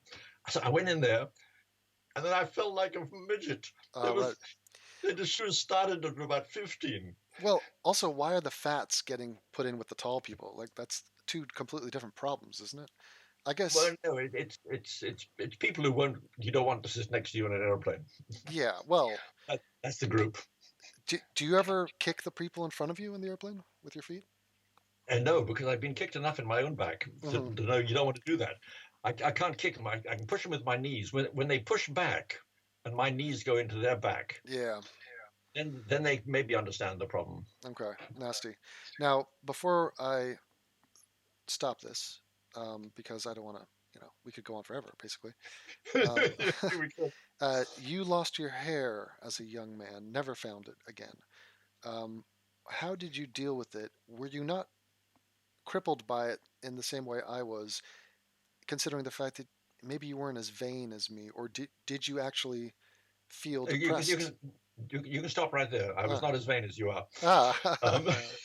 So no, what was that? It was a problem because I was in show business at the time that it was disappearing. Okay. And the big problem was that how far up your face do you actually put your base makeup on? You cover your whole face with makeup, and then you put eyeliner and you put lipstick on. When you're on stage under the lights, you need all this stuff.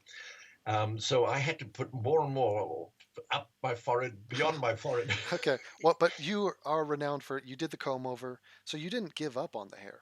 You didn't go with a wig. No, and in fact, I tried to find commercial people who could identify what the problem was and give me the solution. Of course, it didn't work, but in the long run, it was very helpful. You know why? Because when people look at me, they say, "You haven't aged at all." It's because I looked so old when I was so young. They say the same thing to Steve Martin. So, what gave you the idea to grow these big red mutton chops on the side of your face? Like, where did that come from? It horrifies people today, but it was not that horrific at the time. Okay. But why no mustache? You never did the mustache. No, I didn't really. I may have tried once, and it didn't come out so great. No, I had an electric razor for my face from early electric razors. Okay. I didn't like the blade at all. But I don't know why. With the mutton chops, it was just maybe it's because the hair wouldn't grow on top. I thought I was trying to make it grow below. Yeah. I don't know. It was a good look. Finally, I want to see if you are signing off on my theory. I have an idea that I'm trying to encourage other men to partake in it, which is if you are inside in a private location in a home and you have to pee, you must sit down to pee, because to stand up and pee, it makes a sound that everybody in the house can hear, and it's an affront to our peace and harmony, and it's disgusting. Should not men always sit down to go to the bathroom? Why are we standing? I can see your argument, and it has a lot of merit, because a lot of people on the standing up definitely miss the Yes. spot they're Okay. aiming at. So yeah, there's the Now, sound, there's the splatter, there's the missing, and yes, all that. and it's also less comfortable. It's just way more comfortable to sit down and do everything. No, what you're missing though is it's the same as in golf. If you hit a drive and it actually goes a long way, you can enjoy it. Oh, a long time. Wait, but what are you enjoying? The stream of urine or your own penis? Well, no, not your penis. It's the stream. Like that's why if you go to a cliff, you really need to do things like this. You spit off the cliff. I wasn't talking about spitting. I'm just talking about it. Right. Well, I've never thought of it that way. I've never been impressed by my own stream. I think it's assumed. But well, if you can't see it, I mean, you're sitting down. Of course, you can't see it. But I mean, couldn't we eradicate zippers? Have you ever used a zipper? What is a zipper for? I'm pulling out my zipper all the time because it just sort of every time I take my pants off, the zipper sort of unfurls, and then I'm caught with my zipper down, and I'm like, I don't even use the zipper. And you're young too. Now, at my age, I often forget to zip it up. Right. Now, you go out and pick up the newspaper, and I suddenly realize I'm completely unzipped. Exactly. And it just seems like the zipper is a killer, especially if you have hair down there. Oh, God. So it's a vestigial feature, vestigial zipper. And well, the zippers may be better than buttons, which took a long time to operate. But I think you have a lot of merit to your idea. Yeah.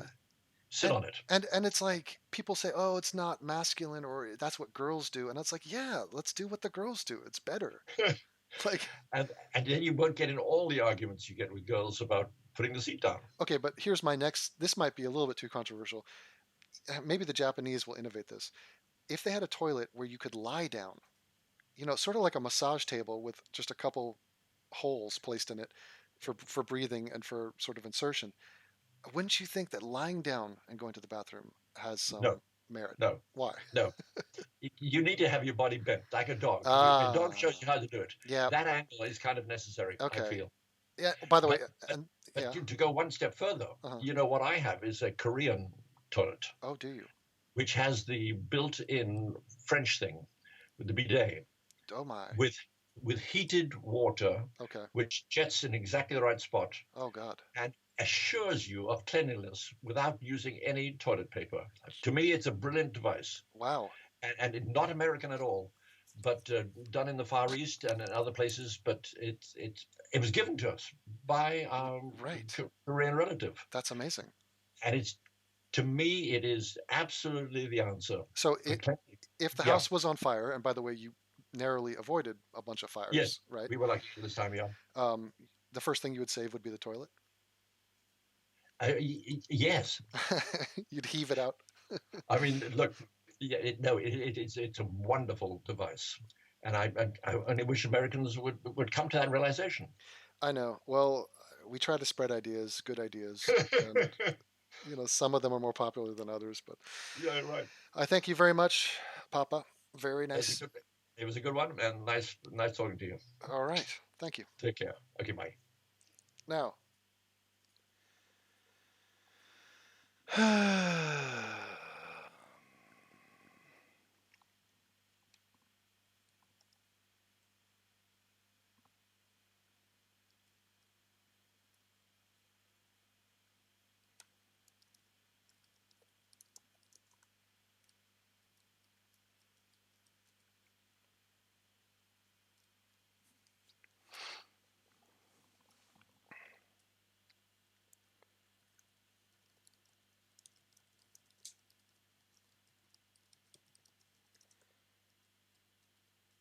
Thanks, Paul.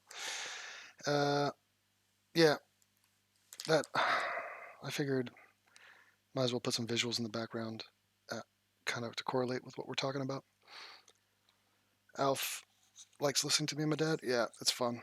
It's interesting because like that to me is like oxygen, just normal having conversations like that with my dad that wander and we playful, we joke, and it's interesting listening back to it. I mean, it's almost surreal. I mean, try recording a conversation with some you know vitally important person in your life and then just listen to it. It's like, oh, that's weird.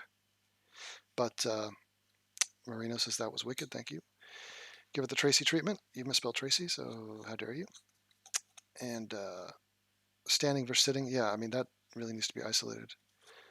Yeah, it's going to be lost, and it is a really important thing. It might be my most important contribution to this planet.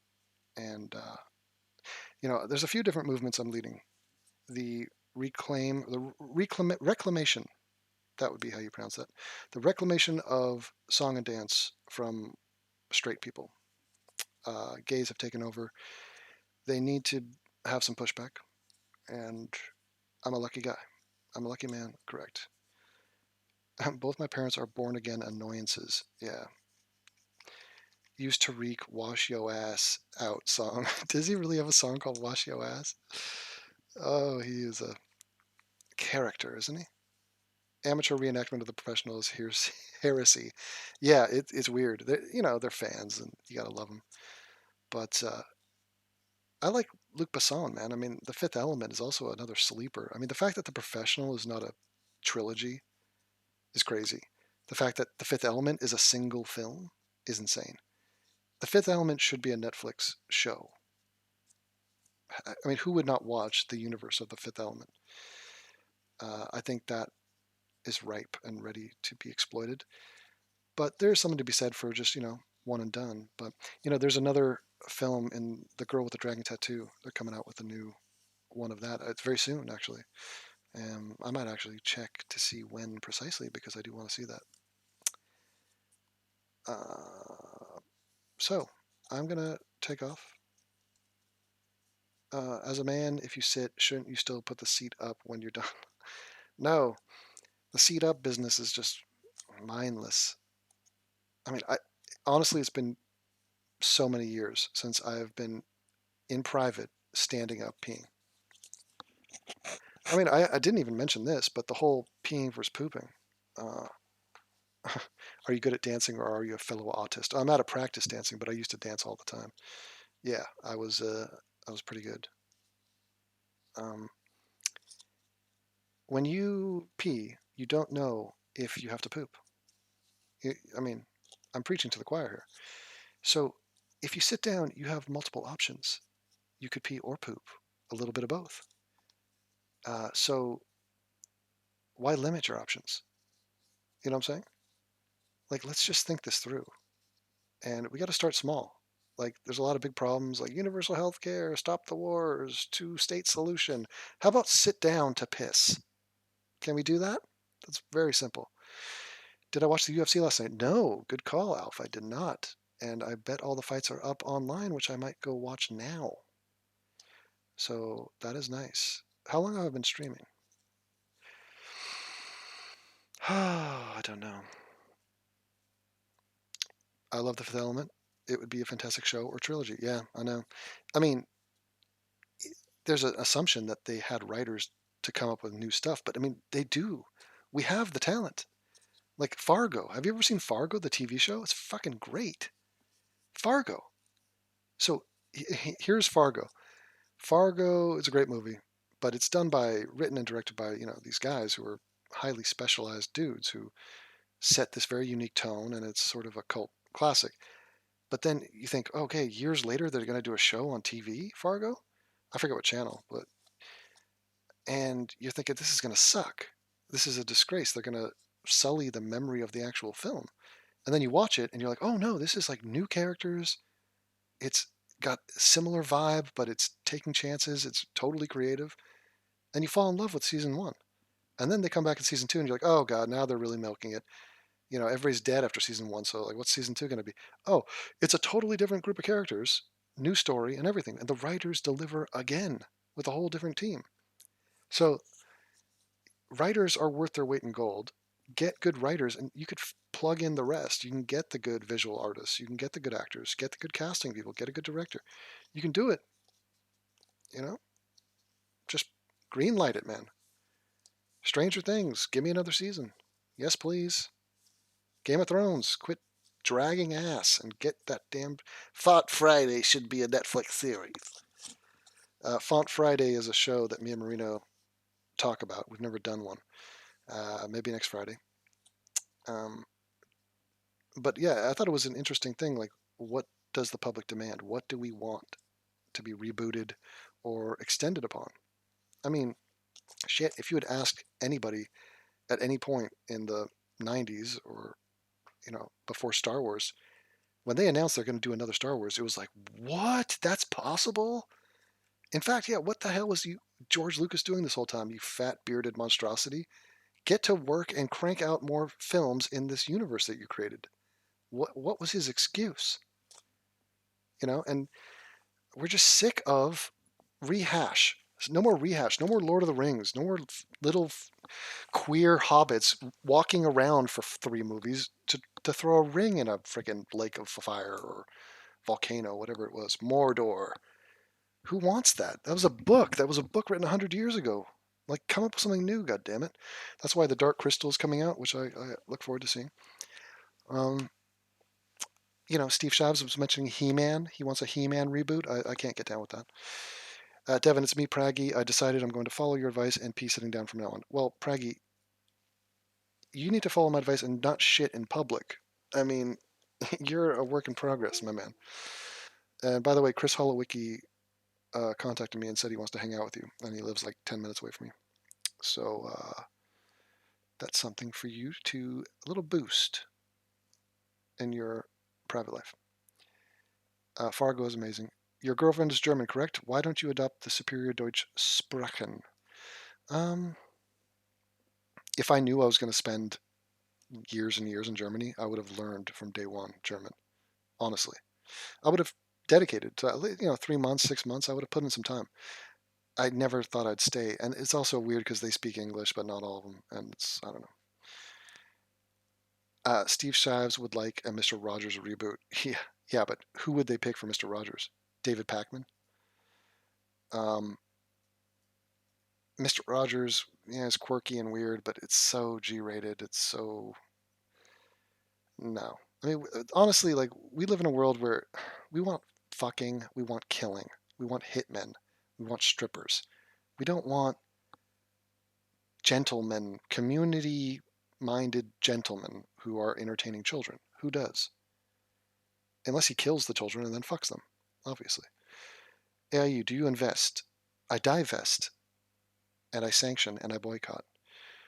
Yeah, I got a little something, you know, but I'm not like day trading. Obviously, look at what I'm doing, dicking around reading your shit. Does anyone know if the KKK is still patrolling the border in the name of front name of ICE? In the name of front name of ICE. Does Steve Shives know? He's quite the expert in most of the facts of life, if you guys didn't know. Yeah, ICE. People are really upset about ICE. How long has ICE been around? I don't think it's been around that long. I don't know anything. I don't know anything about it. Who has Steve's address? I think some guy had it. I was like, dude, I was just making a point. You don't actually have to find out where the guy lives. Because, yeah, he wouldn't like it. I can tell you the results of the social experiment. Steve would be like, oops, I'm a total doofus and hypocrite, and I don't like a mob of anonymous people chanting, we know where you sleep at night, to me and my wife. My girlfriend started dating me while in a relationship with another guy. Now, she is keeping me secret indefinitely till she gets her cat back from him. I'm an idiot, aren't I? I'm an idiot, aren't I? 11 months in. Well, it's been 11 months and she still doesn't have the cat back? That's just weird on its own. So forget you and her and forget that you're being cucked, or you're not being cucked. It's a sign of disrespect that she hasn't just announced to this guy. I take it you all live in the same area, so it makes it messy. But yeah, get the cat back already. Save that cat, do a rescue mission, and yeah, it's no fun being a secret. You're the side chick. That's no good. Played some Red Dead Redemption 2 yet? No, I don't have any access to it. I don't know what platform it's on. I don't know the game consoles. I don't know if it's PC. I don't have the disc. Do I blow on it? What is it? Okay, I know people play it, but I don't. Send me a link. You know what I'm saying? I'm in Texas, but if I were there in Maryland, I'd be out in front of his house just to make a point. Well, I mean, that is very aggro, but don't get carried away. Hi, Devin. Do you have any plans on visiting Vienna in the near future? No, I have been there in the past. It's an incredible place. I I'm not that close to Vienna now. I was previously, and they did have the Eurovision there not too long ago. But no, although it is a good place. I mean, to live, to straight up live. It's in the top 5 cities on Earth. So I have nothing against it. Devin, was your father in the U.S. and about for the folk music scene in the '60s? If so, who was he sing? Who was he seeing? Um, yeah, I mean, he sings folk music, but he wasn't part of the movement just for the sake of the movement. He was innovating folk music, creating his own brand of it, and bringing songs from the past. So English songs, African songs, they sort of had a mixture of these things, as they are English people in South Africa. So a little bit of the old, but also sort of mashing it up and coming up with new folk songs.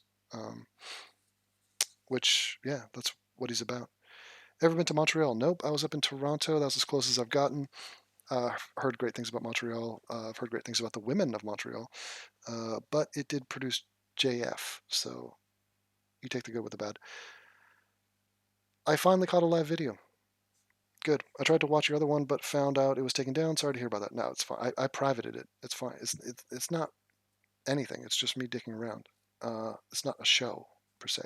Love you, Devin. You're a fucking rock star with your intellect and ideology. Well, thank you. It's the gaming phenomenon sweeping the nation. South Park's based 2 episodes on it. Oh, really?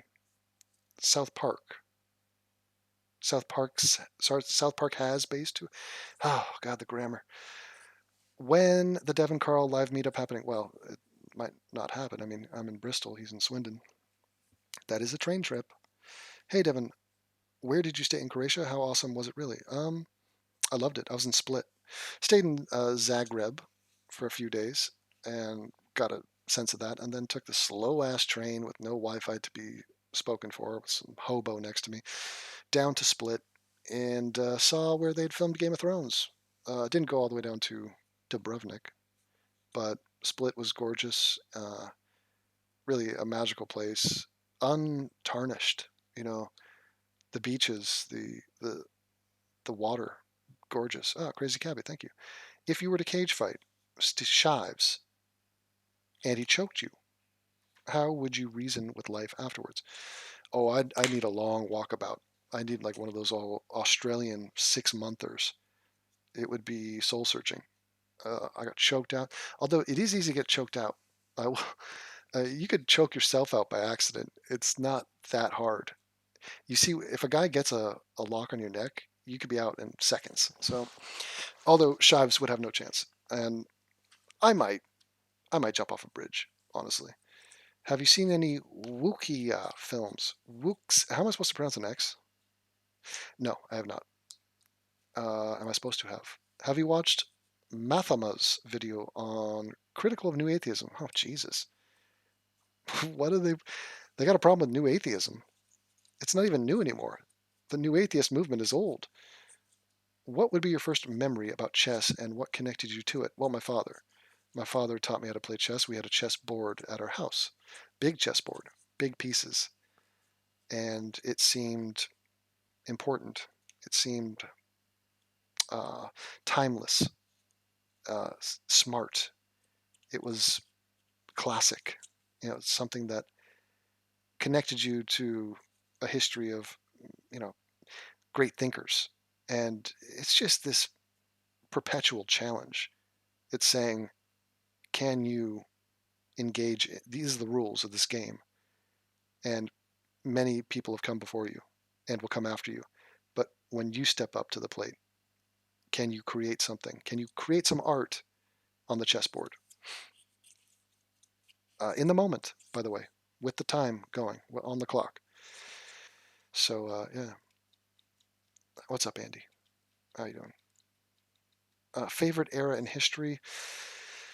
I would say almost any. And what I mean by that is we sort of glamorize history. History, we view it with a sort of nostalgic sense. We don't smell the piss in the streets when we watch a Jack the Ripper film. You know what I'm saying? We just say, oh, look at the cobblestones and the street lights and the funny accents. And isn't the way they dress cute? But it was grimy as hell. So looking back at, history, and at least as it's portrayed in film, it all seems simple and charming. And so there's a tendency to sort of wish it were those things and think of the best parts of history. We don't get the actual gritty, real look into it. But in terms of favorite, I mean, you'd really have to, like, I am kind of a first world standard of living type of guy. So I think being in the present kind of trumps history. But then again, we all love our childhood, for different reasons. So it's not necessarily like, oh no, something about the 80s. No, it wasn't. It's just,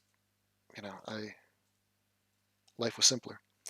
You share respect for Sam Harris like I do, correct? And thank you for the £5. But when he avoided defending Krauss, did you feel a little let down? I did videos on the Krauss thing, and no, he sort of just was reserving judgment. I don't think he knew all the facts, and I think he decided it wasn't his place to morally fag on Lawrence. So I respect his position. Like, he knows Lawrence Krauss. He's friends with the guy. And yeah, there's accusations. He talked about it briefly. He said, this is what's happening, and he's off the tour for these reasons.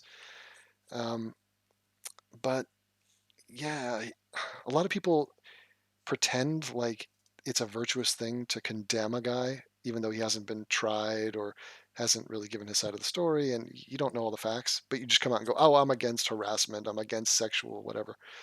And it's just a weak move. So I think, he was thoughtful on it and decided that less is more, and it's not his role to be some random moral arbiter of his friends. So I appreciate it. Your pronunciation is spot on. Well done, sir. Your upload yesterday responding to a guy who sent you an email was an absolute masterpiece. Well, thank you, Joss.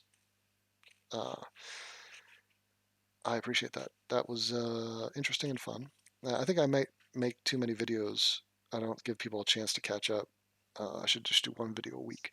Instead, you saw tonight, I just cranked out a lot of content. I did a video on my suggestions for YouTube.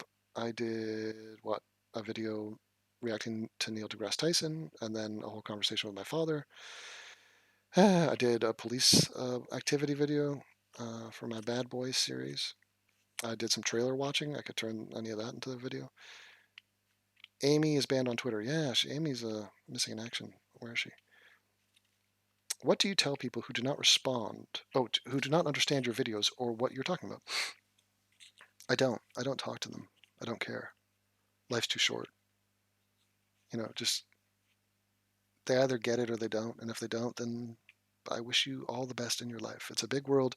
There's a lot of channels, if our paths cross again, maybe we can collaborate and have something useful to do with your energy and my energy combining. But if not, so be it. Bye. I have other things. I have other things to do. You know what I'm saying? Do you plan to settle down and have kids at any point in your life? It's been discussed. It has been discussed, but it is not a green light. It is not a go. It's a 2-man job, that whole kids thing, and the idea of settling down. Yeah, I mean, the idea is not to just travel aimlessly and forever. There's a lot of downsides to that. It's good to be dynamic, I mean, like, put it this way. The best thing ever would be to have a home somewhere and have enough money and security to just travel on top of that and go as you please, but then always come back to a home. Like, it's just not financially viable, really. And it's, you just make do, and you try to find the balance, because what is the goal in life? Is it to set up shop, set up roots, lock yourself into a city, into just a couple square miles, and be like, okay, my life is right here. And every once in a blue moon, I'll maybe venture out, but really, I'm just going to stay here. I mean, that's what most people have done. But what about the other side? What if I want to go see the UFC out in wherever?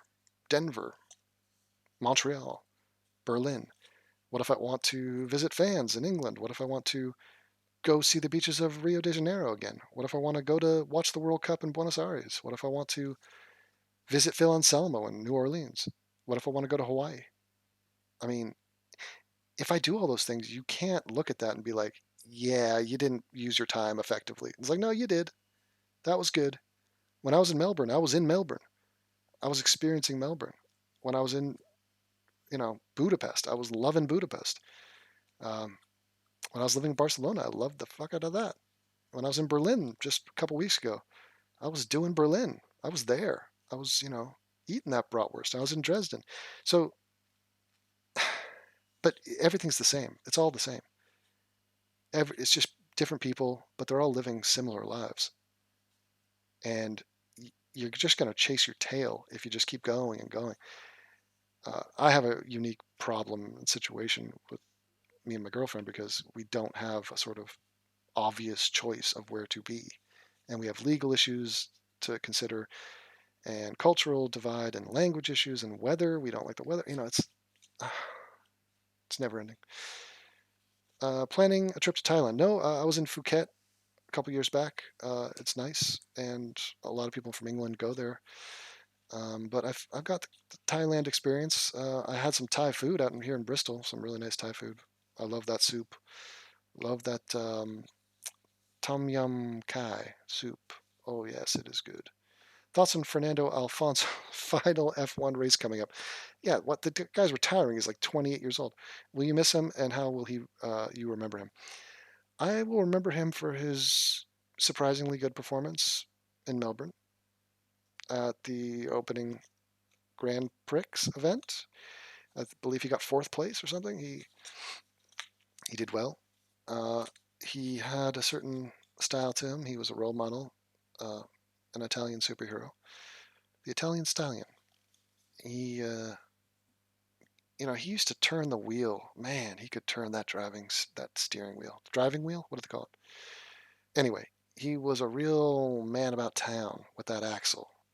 He could work a car axle like, oof, very few. He is one of a kind. What else we got? Happiness is pointless unless you have someone to share it with, he says. Correct. It really is. Life, the unexamined life, is not worth living, someone said. And I think that is part of the reason why there's the allure of anything online, anything that's recorded. You upload something, you've made a mark. You've left your watermark, your impression upon the world. And that does sort of satisfy our souls. And it doesn't even have to be important. It's just, I made something. Somebody else noticed me. They saw me. And it's an unintended, gratifying aspect to being a YouTuber, I will say. For better or for worse, I am expressing myself, and my presence has been known. And that is a lot to say. There's a lot of people that look at their lives and they see themselves as being forgotten, overlooked, ignored, unimportant, or just mildly important to just a small number of people. So if you can make an impact, I mean, to make an impact on a stranger, that's something. To help a stranger or just to touch a stranger, not physically, that is an experience. It's not something that most people are used to doing. I mean, people rarely come in contact with strangers in any meaningful way. You tend to ignore them. Devin, he's Spanish. Oh, well, forget everything I said. My bad. What's the difference? This is the greatest thing about YouTube. Yeah, perhaps. Deke. The West needs to lower our toilets closer to the ground because a deep squat opens up your bowels better so you don't have to strain as much. Well, you can angle it. You can angle your body. I'm not sure we need to overhaul the bathrooms of the world. So don't worry about it. Okay. I'm out of here. Grant, how did the Ravens do? Do you plan to do the Israel experience as well as in living there for a while? I don't know. I'm open to it. But after seeing the ongoing war there, I mean, it is troubling. So it is a toxic environment and it is problematic. Put it that way. All right. I've been babbling far too long. I'll talk to you later. Bye.